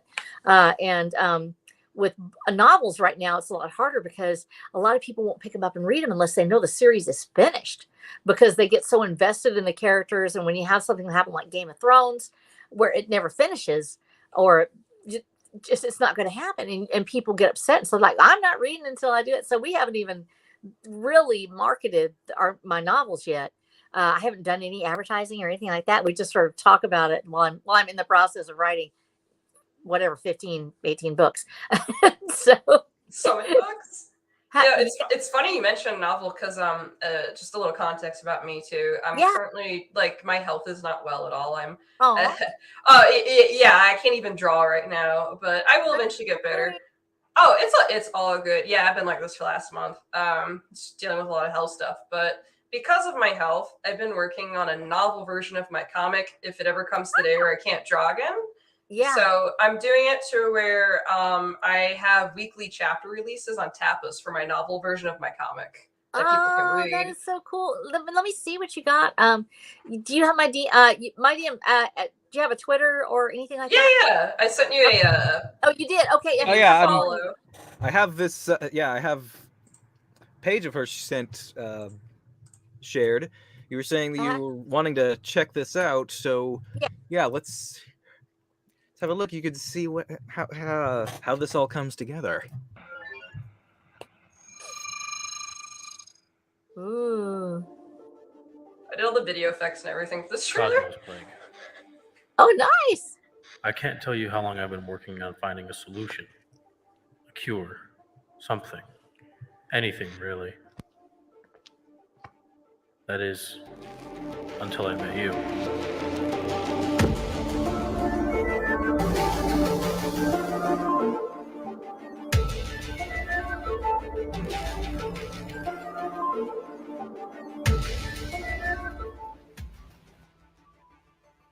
Ooh, I like her eyes. Took you long enough. You ready, Fancy Hat?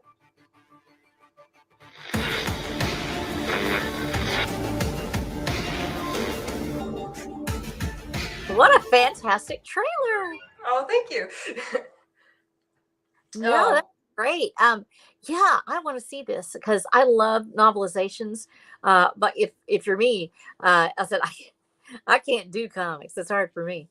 And so I love the idea that you've actually novelized it so that way you can see it too, because I have the opposite thing where I'm trying to draw fast enough that I can beat going blind.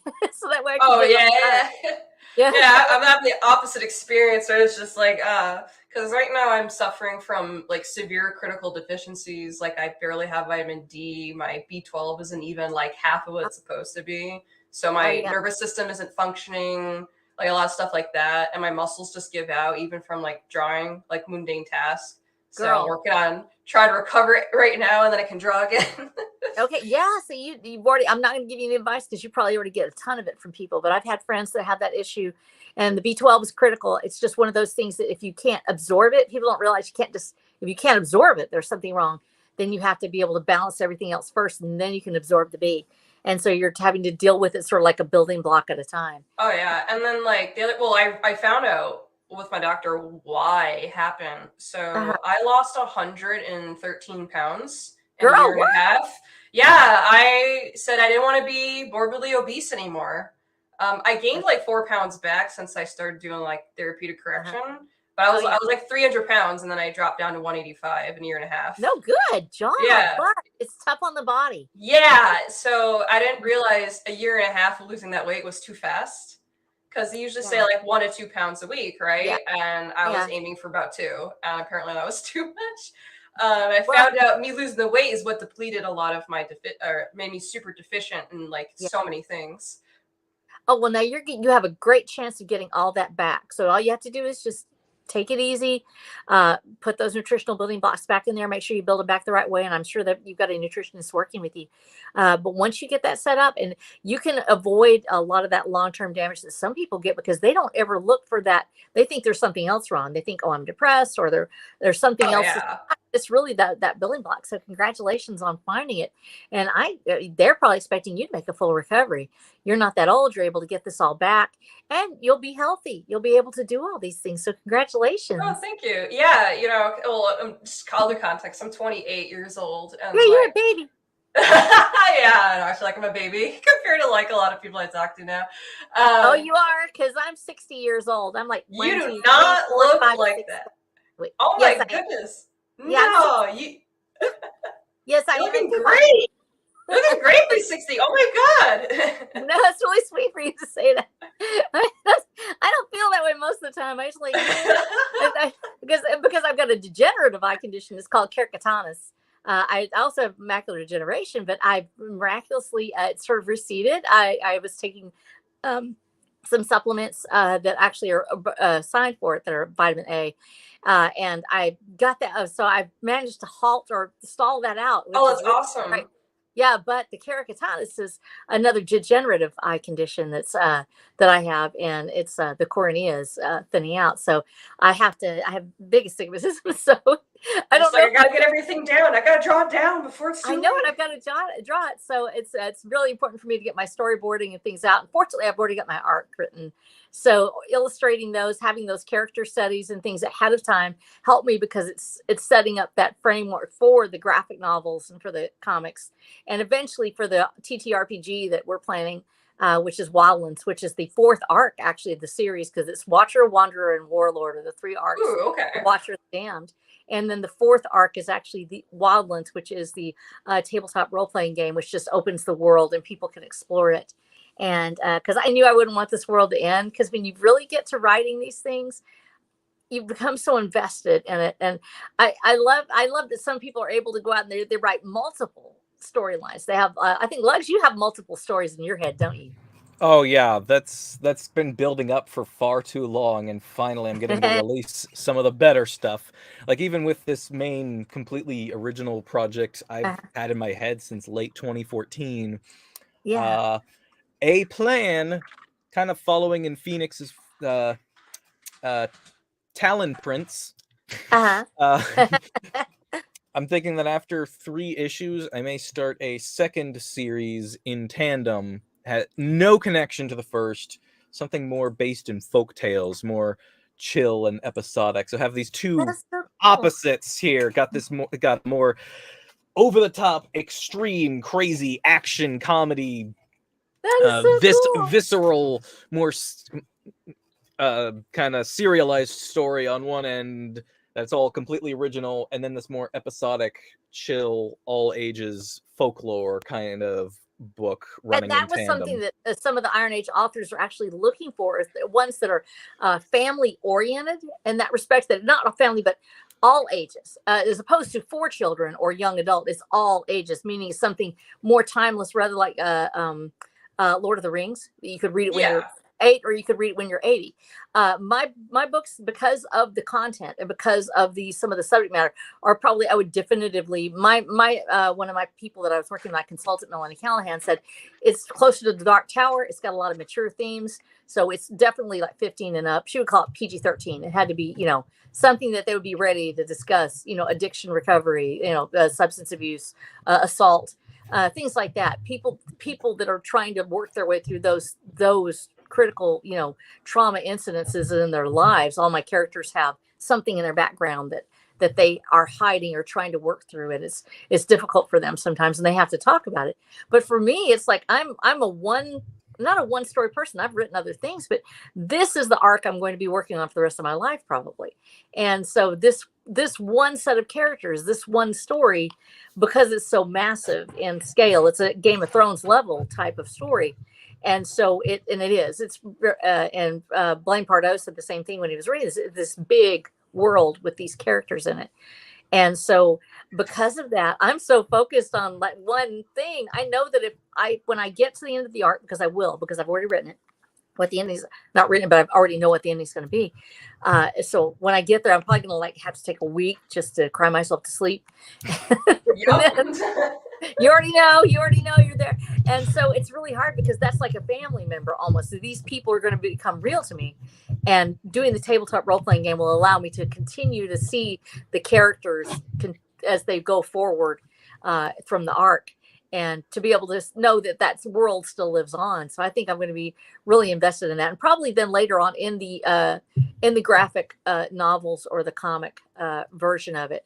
I really want that for the series because I feel like it is a natural fit. So I'll be looking for artists and people to go do that. And I think it's going to be a big project because it's huge. So it's like, I'm going to have to raise a lot of money. Oh yeah, for Yeah, sure. so that's kind of what I'm doing, and I'm sure that's Yeah. largely what Rose has been doing. So, sometimes Division 5 can be full of dread and be foreboding like that, but other times it's like this. Hey, fancy hat. Looking for this. Give me back my hat. This is payback. Handcuffing me to that table. Hey. Yeah, Been I love waiting making to stuff show like that. Yeah. Yeah, I should probably mention Division 5 is not for kids. Yeah, I know. It's all right. It's definitely not for kids. It is definitely for like young adult and up, honestly. Because it is blood and gore, and Winter has a potty mouth. She will swear. Like, she's the one who swears most, probably. It's just how she is, because she's kind of rowdy. She says what's on her mind with no filter. Oh, I love it. I love characters like that. My main female character has a secret swearing habit. She was taught that you swear up when you're really mad. You should just go swear, because they don't want them to actually do anything about it. So they have sort of like 2 Minutes of Hate from 1984. They have Time of Catharsis, where they go in and they just scream into pillows and yell. And this yeah. So that scream into pillows and yell. And this is prescribed for them by they have a church. It's not a real church. It's like a Jesus church. It's a fake church, sort of, that was designed to keep them under control. And one of the things they were taught is that you shouldn't really do anything about it, but you should go swear and swear and swear. It's okay. And you can only do it at that time, because that's when you're supposed to do it. And so she will go in and she will occasionally have this moment. That's her time of catharsis. And she goes and swears about it. And my main character, actually, other than some very mild swearing, my male main character is very sociopathic in some ways. There's a little bit of a sociopath. I love red flags. My favorite color. This is how the book opens. Yeah. Yes, this is how Division 5 starts. Oh, that's great. The first pages. There's just looks like there's so much damage happening. Kind of reminds me of how Berserk You're more than opened. welcome. You're more And than welcome being to a go through the Berserk fan, Rose has me kind of on edge sometimes. Oh, I know.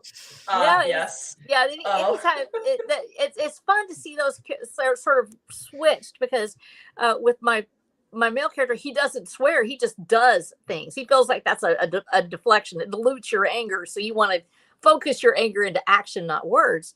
And he's not bad with words. He can't speak at all, actually. So he has to have a system. It's already super interesting. What's his name? Watcher. Actually, he is the Watcher. He's Watcher. He's the Watcher. Okay. Yes, he's the Watcher. Yeah, for the longest time, I always thought she was the Watcher. I mean, can you blame me that yeah, did the same thing as Phoenix? Yeah, I know. I'm Watcher. Yeah, Watcher is so I put that on there because I wanted people to read the book, so I don't have my name on it. But yeah, so the Watcher actually, he has to use assistive devices to communicate. So he ends up having to always beg, steal, or borrow something that he can speak through. And if he doesn't have it, he can't speak at all. So he's actually a pretty hard character to write, because you can see his internal thought process. We do have that ability when we're doing his point of view. You can see he's thinking of these things. I have a suspicion, like Division 5. Huh? You'll like Arch Extent, which is the main male character. He's the dude with the gun. Oh, yeah. Yeah. Oh, I'm gonna love he's it. a very analytical type of lad. He doesn't swear, but we see a lot of his thought processes, like the active narrator. Oh yeah, I love that part. I'm gonna love this. I think it's gonna be a lot of fun. I'm gonna read it, and I'm just excited at your work. And I think it's a great look, great composition on this. Like I said, even though I can't see the details right now, I can see the action because the color is moving with the action, and that's an interesting concept because a lot of people have a hard time with the color movement. They do line movement. They do that okay, but the color movement, where you're actually seeing the color shift from one shade to the other as you're moving through the air and the light ripples across it. That's what I'm seeing. And so I'm actually able to see the action of this. So that is exciting. A lot of my eyesight, because I wear glasses too, I was so used to just identifying stuff by color, like blobs, and I think that had like a really big effect on me, like my art, where I just a lot of things are very strongly color based because it's easier for me to identify how stuff is going on. And like if Lug goes to the next page, my text is kind of big on my pages, even in the physical book. Oh and yeah, that's also if you go to the next page, Lug. If it pops up. He'll get it. We'll see it. There you go. Wait, no, wait, there. Oh yeah, There great. Yeah, the PDF. Yeah. There. Yeah, like No, I have my text intentionally bigger too, just because like my own sake as well. Because I have a hard time reading really tiny text too. Yeah, I know. It's like makes me think of something like Devil May Cry. Like if you ever go back and play Devil May Cry, the captions are massive. And I remember people being so frustrated when HD games came along, because then companies were like, well, now we can make the captions really, really tiny because HD. So that totally means we should. And then it just becomes so extremely small. Yeah, actually, that's a big problem in gaming for me. 360 games. Oh, same. Tiny text. Subtitles are too tiny. Yeah. And in fact, one of the things I've now got a huge monitor, and I keep on wanting to load Steam on it, but it's telling me it can't update now because my computer's out of date. Forget you, Steam. And no, I love it. I know. And my PS3 just died. No. Yes. No, I'm so upset. I had Fallout on there. I had our Fallout 3. Fallout 3 is a great game. I love Fallout. You're my best friend now. I love you. Me and my sister are obsessed with Fallout, and we play like almost 500 hours on 7D6 just because we wanted to play a Fallout game together. We didn't care what people said about the game. We just wanted to go around. Wanted to play, yeah. Yeah, that's the Fallout universe, and like big fan of Fallout. So if you have somebody to play with you, and I think the 76, you have to have the people play with you. But I've heard it was the monsters were kind of lacking. Like you wouldn't find something populating the world. The world's there, but you have to populate yourself. And if you're like me, I'm single player mode all the time because I usually have terrible, Wi-Fi because I'm out here in the country, and so I'm always lagging. I know. So you can't really play online as much. So you end up playing single player. So when you're used to single player, and me, I love bullet sponge mode. I'll take it all the way up to the hardest level I can get it, and play but all I do is snipe. I stealth and snipe. That's all I do. I'm the biggest coward in Fallout. I get up on top of piles of garbage and just pick off mutants. That's all I do. And go through and put Sharon in there because I love him. He's my friend. And I always go straight for him. I go get him right away. And he's my buddy. And I keep him with me. And that's all I do. And so Fallout was hugely influential for me in my series. I didn't want to be derivative, but I wanted to be evocative of that world in some respects. But I wanted a beautiful world, kind of like Honest Hearts. I think was the DLC for New Vegas, and and a beautiful world. It actually takes you into Mount Zion, and you get to go to Utah and everything like that. And it's this gorgeous, more brightly colored world compared to the usual Fallout universe of depressing browns and grays and wanting to cry all the time. And so, for me, thank you. You put my books up there. Hooray. I actually have illustrations and stuff. I need to send them to you, Lutz. I've got, I got a bunch of illustrations. I just went to the Amazon page. So did you really? Yeah, I don't know. I don't think we can pull them down or not. I sent you some, but so my husband, if I can get that. Oh, that's sweet. Oh, it was talk to me later. I've got the PDFs on my Fund My Comic page actually for $1.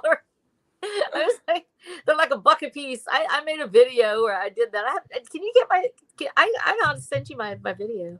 I'm trying to think if I could do it.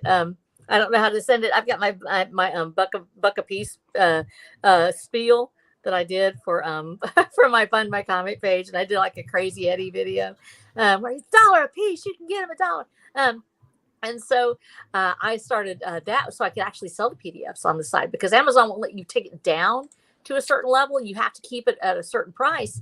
And I was like, I'm going to do this for a special. So I'll probably only do it like a limited time only and then open it up on certain times where you get them for like 99 cents a piece.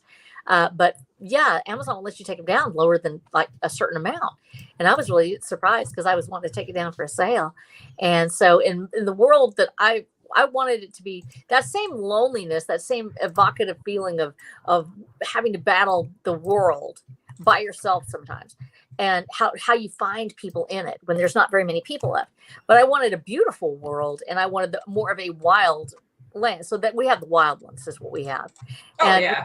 yeah, and so it's out there in the woods, and of course this is Texas, and I live in the country, so I'm writing as opposed to that urban feel. It's this world like Life After Humans, which is the series that's on I believe it's the Discovery Channel, and I loved that series. And one of the reasons why is because it talks about how things fall apart when people might not be there. And so you have these beautiful plants and everything everywhere, but there's these decaying structures and things around it that the world is largely left intact. It's the humanity that's been affected the most. And a few mutated monsters in there for fun, because I love Texas cryptids and I like chupacabras and all those cool things. Oh, all I love cryptids, honestly. He likes Oh, just. really? You Oh, like yeah. oh my gosh, you like cryptids too. Oh, yeah, absolutely. I'm me and my husband. He was the one that suggested to watch like scary videos before bed. We'll watch like Nuke's Top 5, and sometimes we'll just I know, yeah. watch monster stuff too. Like. No. Yeah, so I had to have them in the book because in Texas we have the legends of the chupacabras and the feathered serpents of the Quetzalcoatlus of Central America and Mexico. And so I was like, I'm going to write all this into the series. And then you have jackalopes and so I'm putting them all in there because if it's a legend in Texas, I'm going to put it in. And so that ends up populating our monsters. And so when I did that, I was like, oh, this will be fun to draw. And I drew them up and everything. But I'm like, I need to get the pictures for them. And so I have them in the series, but then people are like, it's just line art. It's not line art. I guess it is. It's sketches. That's what they are. They're not the same as a comic book picture. They are different because it is an illustration. And so it's more of a graphite based art form. And, you have a little chiaroscuro shading or something like in there, but it's a lot different than seeing a full color panel. And so it's really weird because me thinking in those terms, it's really hard for me to think that way. And the world in my head is full color. I can see it. It's really bright, and so trying to translate it though to a picture where people can see it with color is very difficult. Oh yeah, it can definitely be difficult. Yeah, and that's what's hardest for me. But guys, I've got to go. I've got to sneeze here. I'm so sick right now. But yeah, I love what you're doing. I think this is fantastic. I'm so glad I got to see you because I think this is going to be the start of a beautiful friendship. Oh, thank you. I love what you're doing, and so many of the things that you're talking about. I just love. Lois, you did a good job. You started. Look, you were here to witness the birth of a friendship. Yay! Yay! Yay! You're my buddy now. Okay.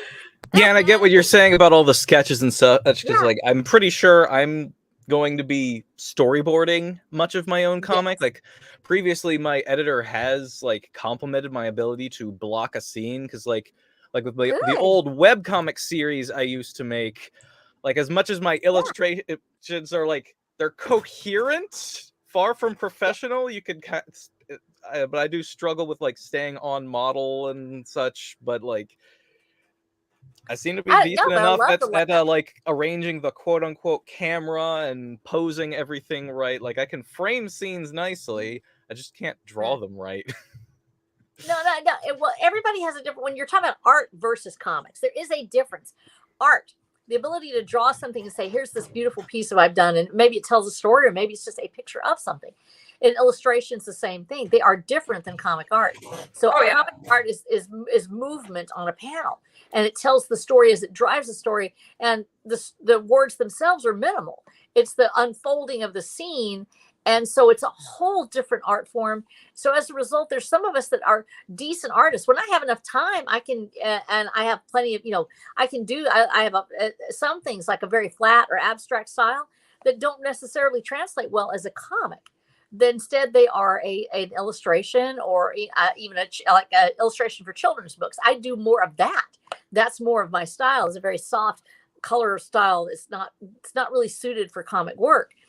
And so it could be, but it's not what people are expecting. And so I usually use that when I'm illustrating children's books or something like that. And I have done that in the past, but to translate it over to, oh, here's a comic style, and I see everybody else's work, and I'm like, holy cow, that's so good. And I have to take a step back and say, my art is my own. It is its own form. And if I try to fit something else, maybe it will lose some of its own character. So doing the art the way that you're meant to do it, making it as you should. If it's a painting on the wall, or it doesn't have to be comic art, but it should be art. It should be the art that comes from your heart. And if you're wanting to do comic art, then you do have to study that craft. But so much of what you're doing, Lugs, is that storyboarding. Is the ability to be able to transmit in image what you are thinking. And that is the words in your head become images on paper. And to make a storyboard in and of itself is its own art form. It is not something that even comic artists sometimes cannot do it. And that's the reason why you have storyboard artists for all the Disney movies. For almost every movie that's done, you have storyboards. And it's not necessarily comic art. It's the ability to translate quickly an idea onto paper, to block it out and to arrange the scene. It's like choreography. And so it is a completely different thing. So never down your own art. It's okay to say, I need to improve here, or maybe it's not somebody else's, style. But to say, this is my art form. I was able to do this. And because I can do this, I can take the next step in my own story. And so you're actually able to translate your own thought slugs onto the page. So your comic artist knows exactly what it is you're thinking of. I can't do that. I can't storyboard. I don't have that ability. And so that is fantastic that you're able to do it. So congratulations on being able to do what a lot of us can't, which is to be able to transmit word into image. And just another thing to add on to that, the most impressive thing about it is you actually drew something. There's so many people that I talk to me. They're like, I can't draw. I can't make my comic until I'm a better artist. I can't do this or that. And I'm like, listen, you're never going to get better comics until you actually start making the comic. It doesn't matter if it's stick figures or scribbles on a page. The point is you started it, you put it down. That's the first step. And that's the biggest step you will take with it. It's just actually going right into it.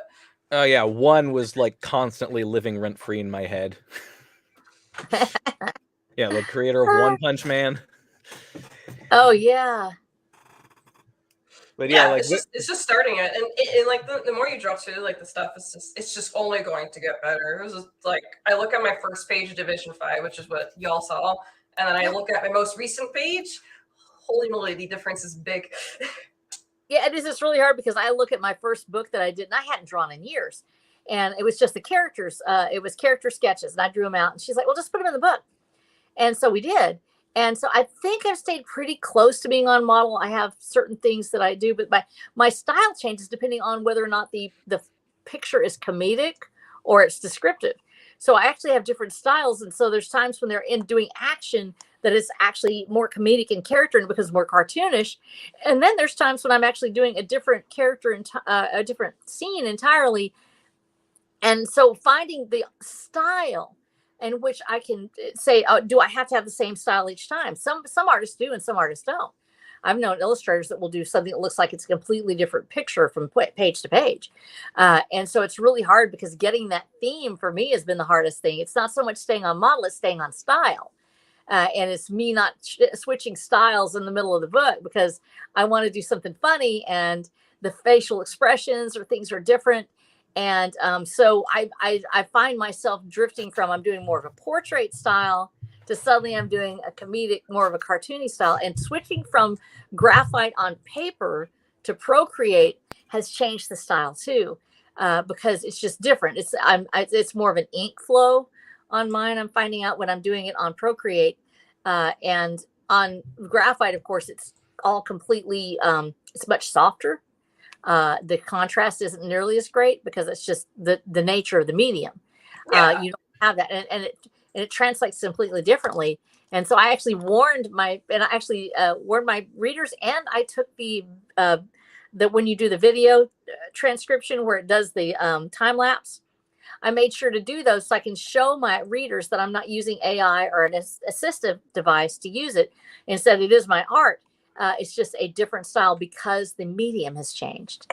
And so it's been a learning curve for me. It's pretty high, but it's probably the best way for me moving forward because I won't be able to see otherwise. And so I had to warn him, yeah, my style's different now. It's going to look a little different and it may look like a different artist. It's still me. And here's proof, of me doing a time lapse on it. This is my hands and this is what I did. Yeah, And it's I'm the point is hoping it's still made by you. But Yeah, yeah, like what you were Go what you ahead. were saying there and something earlier was getting me thinking of probably haven't seen the storyboards for Ice Age, the animated Yeah. kind of prehistoric film. Yeah, I remember seeing the I love the movie. storyboards for those. You were talking about how like, oh yeah, you got to make those nice and quickly. It was so odd watching how much it kept the storyboards kept flip-flopping between images that are just barely a few squiggles and then these super hyper detailed comic book level backdrops between like two artists that with radically different styles that the storyboards kept flip-flopping between on the special features. Oh But no, yeah, that is it's so fascinating. Yeah, seeing something like what I made here a few years ago. Oh, actually, I think this is from 2015, I believe. Yeah, I remember my my editor, Anime and Sparkster. This was the page in particular I seem to recall he found the most impressive with framing, because yeah, as I'm setting up the this new story unrelated to this one. I can see the scenes in front of me. I can see the characters' positions and expressions and the position of the camera. I want it moving quite a bit. I don't want it hanging on things too much unless I really need to emphasize it or something. I made sprite comics for years back on Smack Jeeves when that site was still around, and so I was just kind of stuck with profile views pretty much all the time with like Sonic Advance sprites and whatnot. So as soon as I got to Gaiden Chain here, I just whipped the camera around all over the place, but tried to handle it as tactfully as possible. But yeah, as I'm writing these stories, I can see the scenes almost like I'm just watching the anime adaptation as I write. Like, I know what I want these scenes to look like. I know this shot here that I just got to is supposed to have these three characters to the left, just outside the building. It's dark. There's about the new character is about 100 feet in front of them. I had to go and check some visual references to gauge the exact distance. Like, is it 300 feet? Nope, that looks too far. Let's see. What's some visual? Let's Google some visual references of 100 feet. Yeah, that looks about right. There's 100 feet between them. That's exactly. It's like so hard to put it on paper for me because so much of mine is descriptive. I think because Tolkien was such a huge influence for me, his descriptions of what the world looked like and everything. And H.G. Wells is another one. And also Robert Howard, Conan the Barbarian writer. I loved Conan. I read all 17 books, and so because I'm insane. And so I love his style though. I love it. And so it's a much more descriptive style than some people are used to seeing now. And so getting that into the pictures, I spend more of my time saying, here's what the characters look like, because I always imagined that this would be turned into a graphic novel. And I wanted to have a picture that would show the people what it was sort of like it looked like. And I'm actually looking for, I'm going to send a couple of them to you. I've got a couple that are actually from my new one. So let's look at that. I've got some that's older too. And so I have my characters that I've drawn in the past. So there's one. I'll just go ahead and do that one real quick. And I'll send that one real quick. Let's see if you can get that one. Let's see if you can see that. I just sent you one on Twitter, and I'll send a couple more. And just to show the different style. I was checking the private chat. No, yeah, sorry, yeah. I'm sorry, I pulled it up in private chat. Sorry, I don't have it on my thing. I can't do it up here right now. I've got my phone is so small that I can't see it from where I am. I have to use a big iPad to see anything when I'm outside of the sphere up there, and so it's really hard for me. So I don't know if you can get to your DMs or not. If you can't, let me know because I'm sitting here poking stuff, sending it over. yeah, the style that I've had, I don't know what you'd call it. It's sort of just like, oh well, it's there. People have not yet tried to kill me over it yet. They haven't said, oh, you're horrible, please stop, or we'll murder you. That was good, you know. They better Uh, not. when people threaten your life because it's just that bad, you know, it's like, no, you just don't do this, you know, just don't worry about it, just don't do it at all. And so for me, that's really sort of tough to know what. I think I'd do that one. So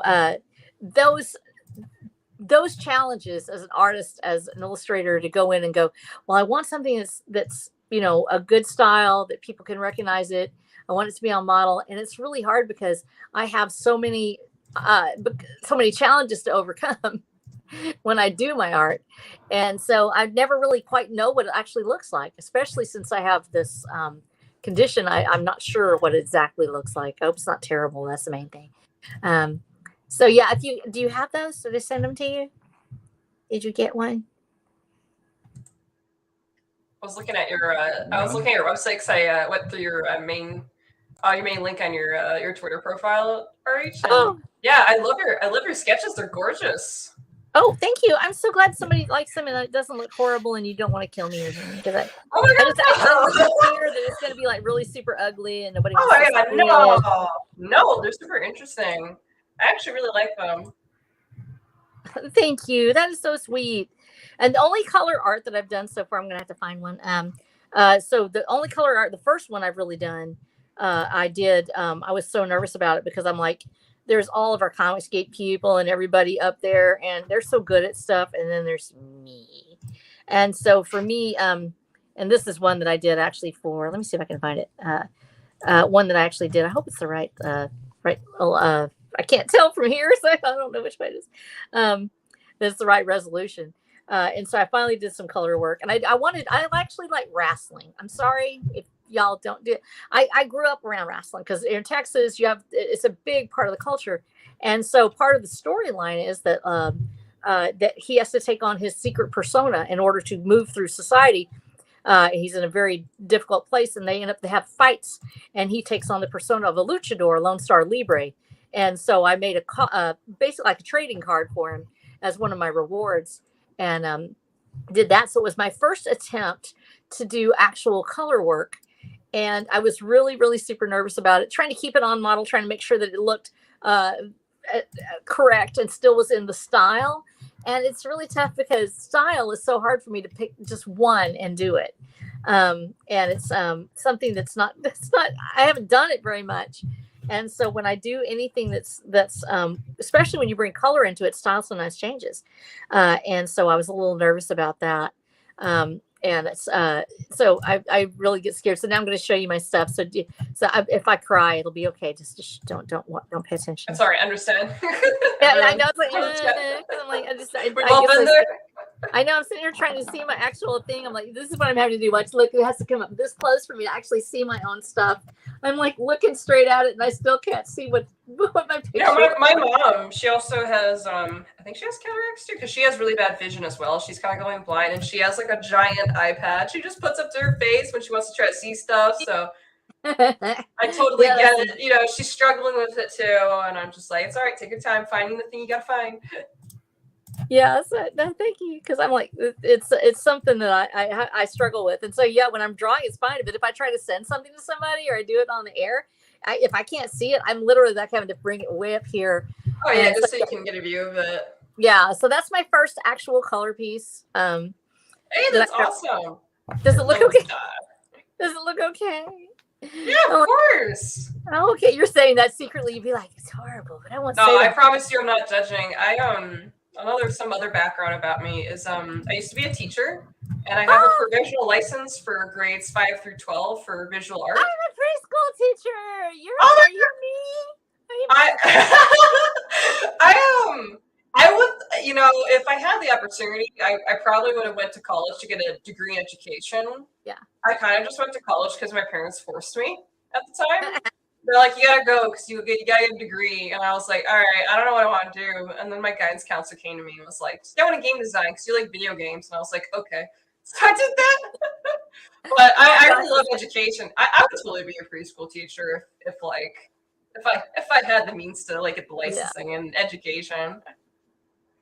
Yeah, I'm actually, that was my degree was actually in early childhood education. So I'm like birth through third grade. Yeah, And well, special ed. getting that degree back then is way different than now, though. Oh yeah, it is. But, Yeah. and the the licensing and everything. Like I just have a provisional license for the state I'm from, which is Massachusetts. Yeah. So like I could teach there if I was ever back in the United States. But Oh, but yeah, no, I used to work for kids mostly 6th through 9th grade. That was my main like I mostly middle school kids basically. Oh really? Oh yeah.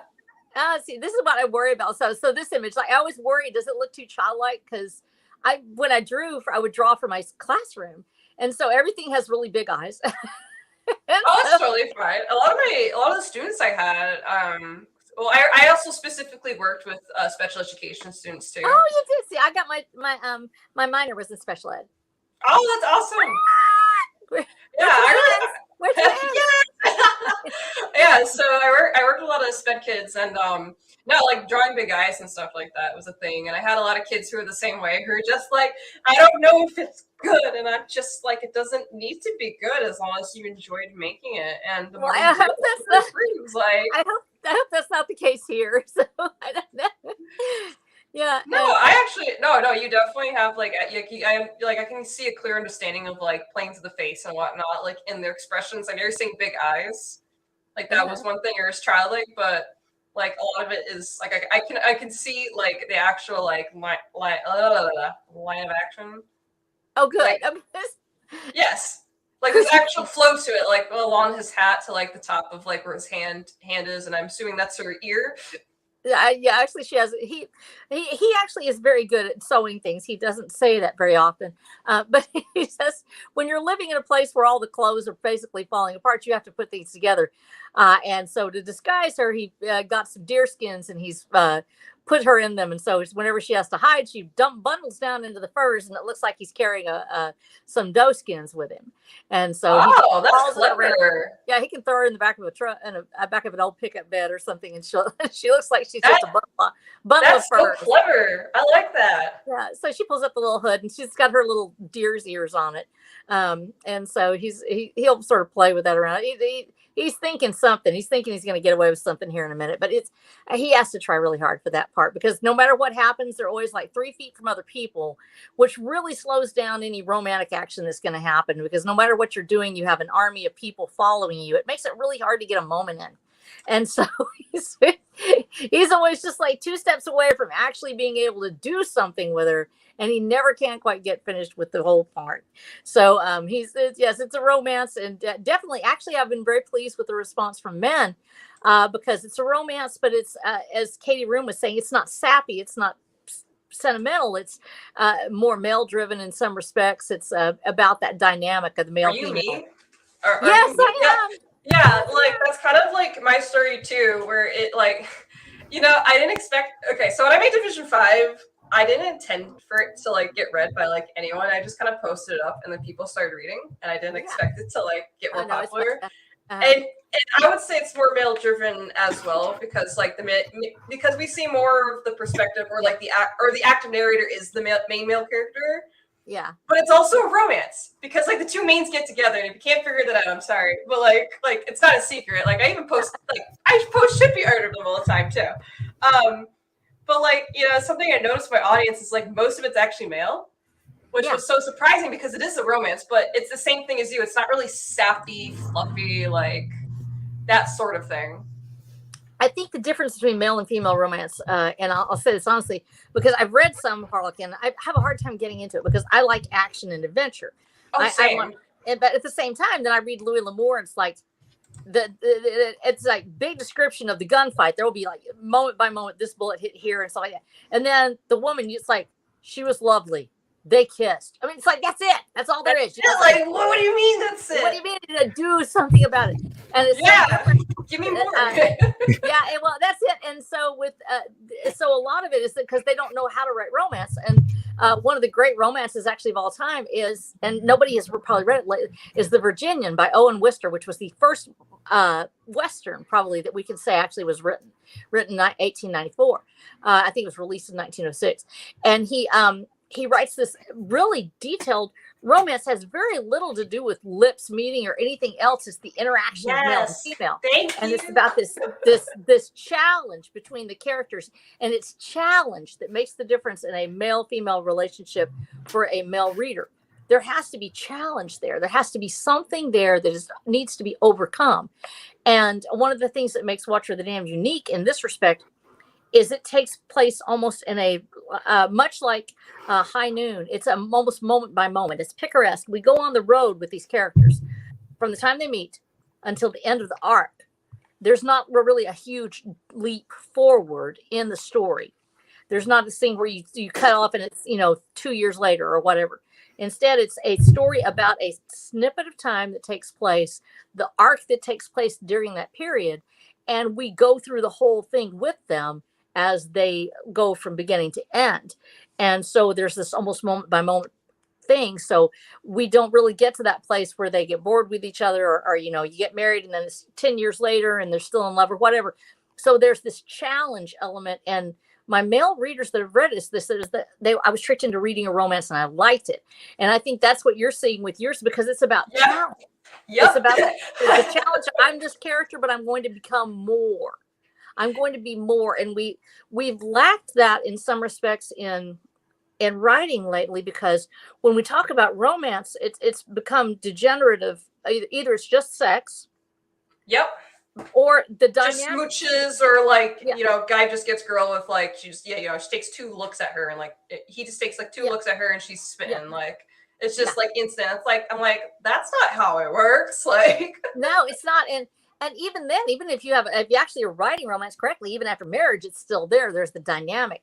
But it's the dance between male and female, the differences of the sexes that have actually fallen by the wayside in a lot of writing. And this is what differentiates the Iron Age from other movements. We've actually seen in romance, I have one of my my consultant, Melanie, is a romance writer. And she was talking about some of the challenges that take place in writing romance now, because they say, it has to all be very consensual. Everything has to be written out. If you have a scene where it looks like it's somebody's overpowering someone or something's taking place, that it might be misinterpreted. And this was, patriarchal, or it's toxic masculinity, or it's something else. It has absolutely destroyed our ability to describe that dynamic that takes place between men and women. And it's made it very difficult for everybody. It's not just readers, it's everybody in the world having to deal with this.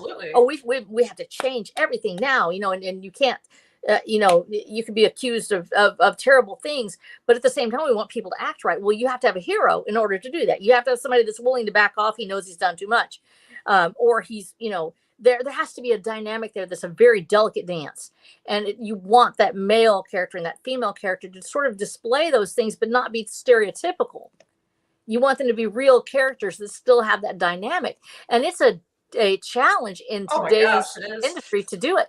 And so we say, how do we do that? You just have to write the romance that's in your head, that's in your heart. And whether you're a male writer or a female writer, you have to be able to write that romance as it appears in your mind. Now, I will say this. I think that with most of my male writers that I know that are actually writers, they do best when they approach it strictly from that male perspective, because I can almost always tell you when a male writer is writing a female character. Yep, me too. And if they get to the romance part, it'll fall apart. So I always tell, my son is also a writer, and I tell him, stay in the male perspective, especially when you're doing romance, because you know what that feels like. And it's very difficult to describe a female character's response. You just have to have been there. It's very difficult. There are some men that get it right, but very few of them. Women, on the other hand, seem to be able to a certain extent, and I'm saying this, we see the same problem though. Female writers have a tendency to devolve, and I'm not saying this. We have a tendency to, in a specific Harlequin or traditional style, a woman-centric romance, it becomes evident that writer is writing that particular type. That's why some men don't like to read a romance, because it also doesn't ring true for them. They say, well, that's not really what men are thinking. They're not really thinking this thing. They don't go through that emotion. There's a different dynamic. So when you find out that you got it right, and in your case, you're talking about you have these male readers and they're able to read this romance and they see themselves in it. There's a portion of it. You're able to bridge that gap. And to be able to do that as a writer is extraordinary, because we seem to have lost that ability to do that in today's very segregated, as far as the ability to bridge the gap between male and female. To say this is that dance that takes place, and to be able to describe in such a way that both sets of readers can come together and say this is a romance, and both can enjoy it. That's a really hard thing to do, and still be able to be intrigued by it, where it's not just cookie cutter from beginning to end. And so that's a huge challenge. So if you've actually managed to do that as a comic writer or anything else, then you have created something extraordinary, because we haven't seen very many romances lately. We see sexy ones, we see erotica, but the erotica is driven by a different mechanism. It's by lust, and it's not really from the heart. Like the stuff that I write is exactly what you said. It's a romance I'm writing from the heart and based on perspectives and experiences that embody like who I am, that I'm just transferring into a medium that people can ingest. Yeah. No, and that's fantastic, because you're actually taking what you know and you're making it into a story. The difference between Mary Suing, between just injecting yourself into a story and writing what you know, is that you're still writing for this character. You're able to see it from their perspective. But you have to write what you know. You have to write something that is intimately familiar to you, especially when we're talking about romance in story. You have to be able to say what has happened to you. And one of the things that I'm really lucky, and you obviously have been there too, we write the heartache that we've had. We write the sorrow that's taken place. And one of the things that I wrote into my story, for instance, was infertility and loss. It's funny you mentioned that, because I'm going through infertility right now because of my malnutrition. And that was a touchy subject for me, and that's something I not necessarily plan to put in my story, but like the opposite, or a family and stuff like that. It's like desires and things like that. It's actually a huge issue right now. It's a huge issue for a lot of people. I have friends that before I would maybe know one or two people that couldn't, and there was always those of us. I have as a woman, I've had fertility issues. I've had 2 pregnancies. I've had 5 pregnancies. I had 5 children, but only 2 I was able to give birth to. The rest I lost. And so I've having been through 3 miscarriages and 2 live births. And so writing about that experience, used to be I didn't meet as many people. Now I'm seeing a whole generation of people that are really struggling with infertility issues, where it's becoming overwhelming. And the heartache and that longing, you can't describe it unless you've been there. No, you can't. And like, this is a recent issue for me, because me and my husband have been like planning. I've been on like pre-mom and stuff, and it was just in the last 2 months I don't ovulate anymore, because I didn't, but it's because I'm malnourished, because I lost so much weight in my body. Like I was normal, and then we were gonna do TTC, and then bam, malnourished. So now I'm infertile for the moment, but like I see, and I know tons of friends too who female friends who also struggle with infertility, and I'm starting to see how more and more and common it is, and it's kind of scary too when you think about it. It is, and it's not going to change for us. Those feelings are still there, those emotions are still there, that longing, and it's different from a male perspective as well. From a male perspective, when you look back and you go, I wonder what it would be like, and they feel differently about it. But writing it into a story, writing loss into a story, actually pregnancy loss, writing the longing and not being able to have children into a story, I wanted that there, because so many of our stories, they get pregnant and it's done, and some of those babies everywhere, and that does happen to some people. The ability to get pregnant, but to keep it, what happens when just over and over again to look at the test and your heart just breaks, that crushing feeling, or to find out you're pregnant and then I'm looking at you right now, and I can feel your pain, man. Like I'm ready to cry too. Like I've never gotten pregnant. I haven't been able to, but like I feel that I feel that pain of like never being able to meet someone. Like I didn't get to meet them, someone I wanted so badly. So like I relate to that. And any stories that actually have struggled with infertility, like it hits me in the heart. Oh yeah, and it relates to so many women who struggle with that. And that was something I plan to have like pregnant characters in my story because I was Yeah. just like, well, if it never happens to me or if I struggle, I want to at least see like happiness for my characters with that. Yeah, I'm ready for people to cancel me over me having one of my characters get pregnant. I don't care.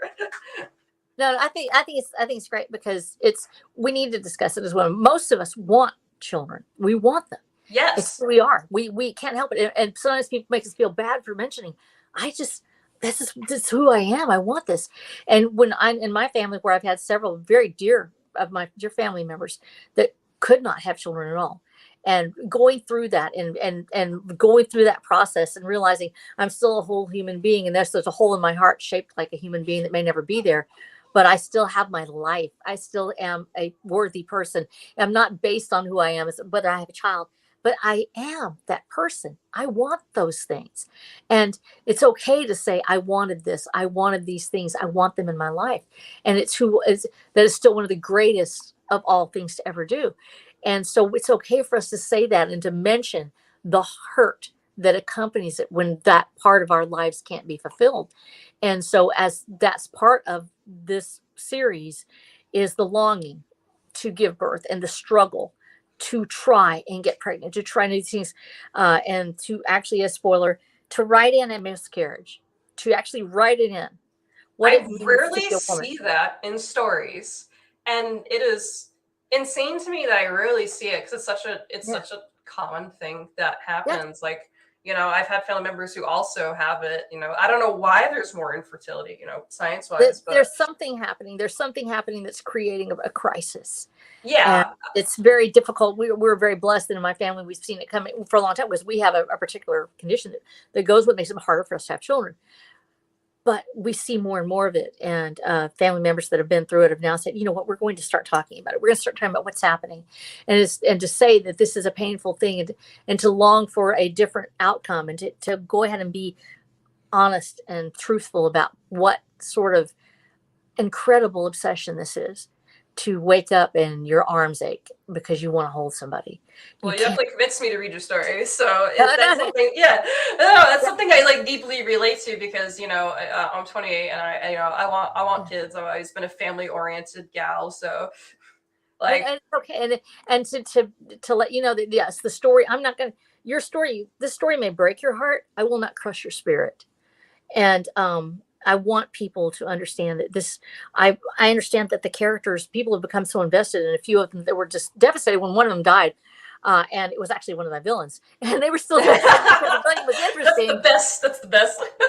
I know, they were just devastated. I was like, oh, I'm sorry, she had to go. It happened. It was the story, But when you become that invested in the characters, to know that the author is understanding that these become like your family members. You don't want to go through that and just have them crushed for no reason, to destroy a character just because I'm tired of it. I don't want to write them anymore.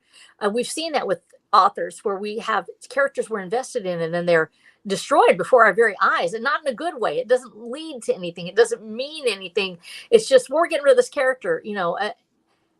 That's not what we're here to do as authors. We're not here to crush people's spirits. No. We're here to open eyes. Inspire. Inspire. The heart may break, but when it breaks, the soul pours out and becomes something more. And we have each of that in us. The broken heart can wound or it can heal. And we can carry around a broken heart with us all of our lives. It's okay to say that. It's okay to say there are scars that you don't see that I have. There are scars that you'll never know what happened to me that day. But to allow love to fill the open wound. There may not be that thing that I long for, whatever that hole is in my heart.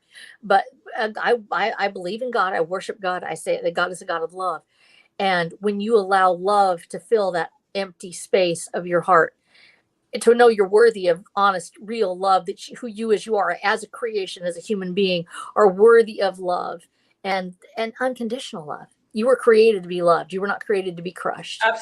Absolutely. I'm a spiritual practitioner. Like, I'm a Reiki master, and like that is. Oh yeah. Yes, this is something that's a huge principle. Like, love is the strongest thing. You can't like. Yes, there's nothing more powerful than like unconditional love, like actual genuine whole love. Yes, And that's when something I just slap into my story too, because that's what drives me to write too. no, that's it, because we need that in our lives, and when it's missing from the author's own life, when they don't realize that, when they don't realize that all of us long for this, and so you can tell when an author is not yet able to embrace that, their characters become all very dark and unlikable, and why is this? Because they're reflecting their own feelings about themselves. Absolutely. When you and I can have see that in almost any story I read, just about. Yeah. And so we talk about the superversive, and it's been the ability for a person, when they read your story, to not come away wishing they were dead, or to be crushed by a story. There's some stories that are very powerful, but they're so dark, and there's no hope at the end. And this people who actually, I would never want somebody to read my book and then go, I should just kill myself. Oh my gosh, yeah, that the way I write Division 5, it is all the stories I write have an HEA, happily ever after, like good endings. Yeah. Like for me, hope and like love is very important theme. Yes. Well, even if you don't have and I guess I'm in a different place in my life, even if you don't have the happily ever after ending, if you have something there that says this was worth the struggle, it was worth the cost, it was worth the loss, because in the end, no love is in vain. That was the point. And so you say no love is in vain. There is always something that will lead you to the next step. There's always something, some art, some music, something of incredible beauty that will change the world if you allow it to spring out of your own heartache. And in doing so, we want that image in there. We want to be able to say, this is it's okay to struggle. It's okay to hurt. It's okay to cry. It's okay to have something in your life that weighs down on you, because you have the ability to fight through it, to go through it, not get over it, go through it, come out the other side of the fire as a changed human, transmutated from lead into gold, because the fire burns away everything else that you thought was so important. You thought it was important. That fire that we go through transmutes us into the purest of what we're supposed to be. Yeah, because we essentially become a better version of ourselves. Yes, but you have to believe that that's going to happen. You have to believe in your heart that, because that point where the fire burns, the point where our lives are falling apart, where someone dies or they leave or they reject us, and our businesses fall apart or we lose everything, that part of the fire, that part of the story is so incredibly painful. If you don't know that there's something on the other side, God, heaven, life, liberty, and the pursuit of happiness, if you don't believe there's something on the other side that's going to bring you through it, it can be very tempting to go, I'm better off just not even being here. But when you believe that there's something, you keep looking for the miracle. You actually open your eyes to the world around you, where it might be, and who the people you're supposed to talk to, the people who might be needing to hear from someone. I've been there. It happened to me. It's okay. It's so relieving when you finally meet someone and they understand, what the hell you've go through, like what you're going through, even if it's just a tiny fragment of it. They know you're not alone. And if you can see someone else also went through like similar pains or struggle, it helps also inspire and push you to just go through it as well. Like finally get to the other end. It's like, okay, I can make it. Yes, you're not a mistake. Your life is not a coincidence. You are absolutely. We all have a purpose.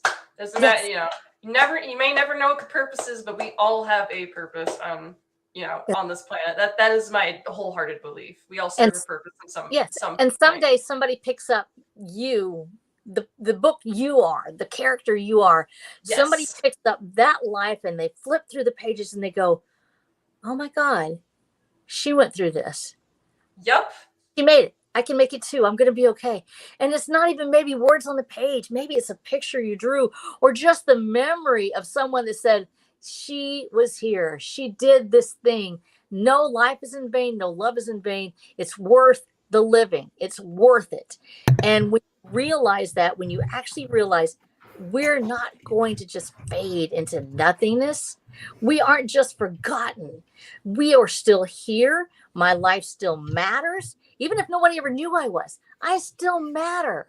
Absolutely. And everyone does matter. I'm weaving in a bit of that. Yeah. No, as you should. Yeah, because Lugs, here's the thing. We sometimes feel so alone in this world. We feel like nobody sees us. We fade in our own existence. We fade back to a place where we feel safe. And sometimes we stay in that hidey hole so long we can't get out sometimes. Sometimes we are sick. Sometimes we can't get away from where we are. That's where art is born. That's where music is born. That's where love is born, sometimes in our own hearts for our own selves. And even if I'm the only one that ever witnessed it, I matter. My joy at being in this place in this time matters.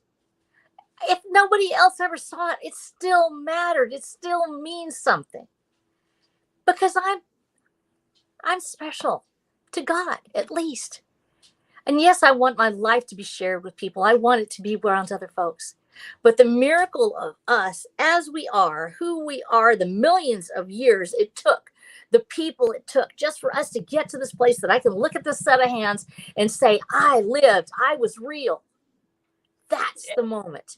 That's and then you're just like, I can create, I can do things. Yes. You know, I'm skilled, I'm talented, I'm blessed that I can do all these different things. And then just all those different emotions that you apply to like your stories and whatnot is really what makes it truly human and what's relatable for everyone and how they can even connect to your story. Y'all, this has been a fantastic conversation. I am so glad that I showed up here. I've actually got a grass fire and I've got to go take care of it for just a minute. I'm also a firefighter and an EMT. Oh my goodness, you do everything. No, but I can't do it anymore, so I'm going to have to make sure I get in touch with my people because I just saw a notice pop up and I'm going to have to let people know where we are and what's going on. But I'm so glad that we got to talk. Rose, you and I are going to be talking more. And oh yeah, let's do it. I better see that. And Lugs, you did a fantastic job. You set this up, and look at what we got friends. Yay! Yeah, no. Yeah, I'm glad I got up at 5 a.m. It was worth it. It was Yes. worth it. Okay, Rose, Paid you back. Rose, I'm Disturbed praying for you you. and It's going to paid be you all back. right. Thank you, Snow. I appreciate it. Oh, And you're Lugs so are praying for you sweet. too. It's all right. I love you guys. I gotta go and take care of this. Go live your lives on Legendary, guys. Love you. I shall. Have a good one. Oh well, I'm probably gonna the better. I'm probably Yeah, gonna hop out too. Yeah, you probably have like a nap to finish up, I suppose. That or breakfast, one or the other. I haven't decided yet. All right. Well, thank you, Leg. I appreciate getting on the show and whatnot and chatting with some other creators. Yeah, I gotta say about trying to do this weekly. Hopefully, I can stay on top of that. Yeah, definitely go for it. All right, Leg. I'm gonna hop out here. Thank you again. I appreciate you talking, and I hope you have a good day. Definitely looking that way. All right. Yeah, I didn't want to interrupt him. I was gonna say something about how, like, oh yeah, probably like the first, probably the first romance story that held my attention when I was younger was My Bride is a Mermaid. Boy meets mafia mermaid mob boss daughter.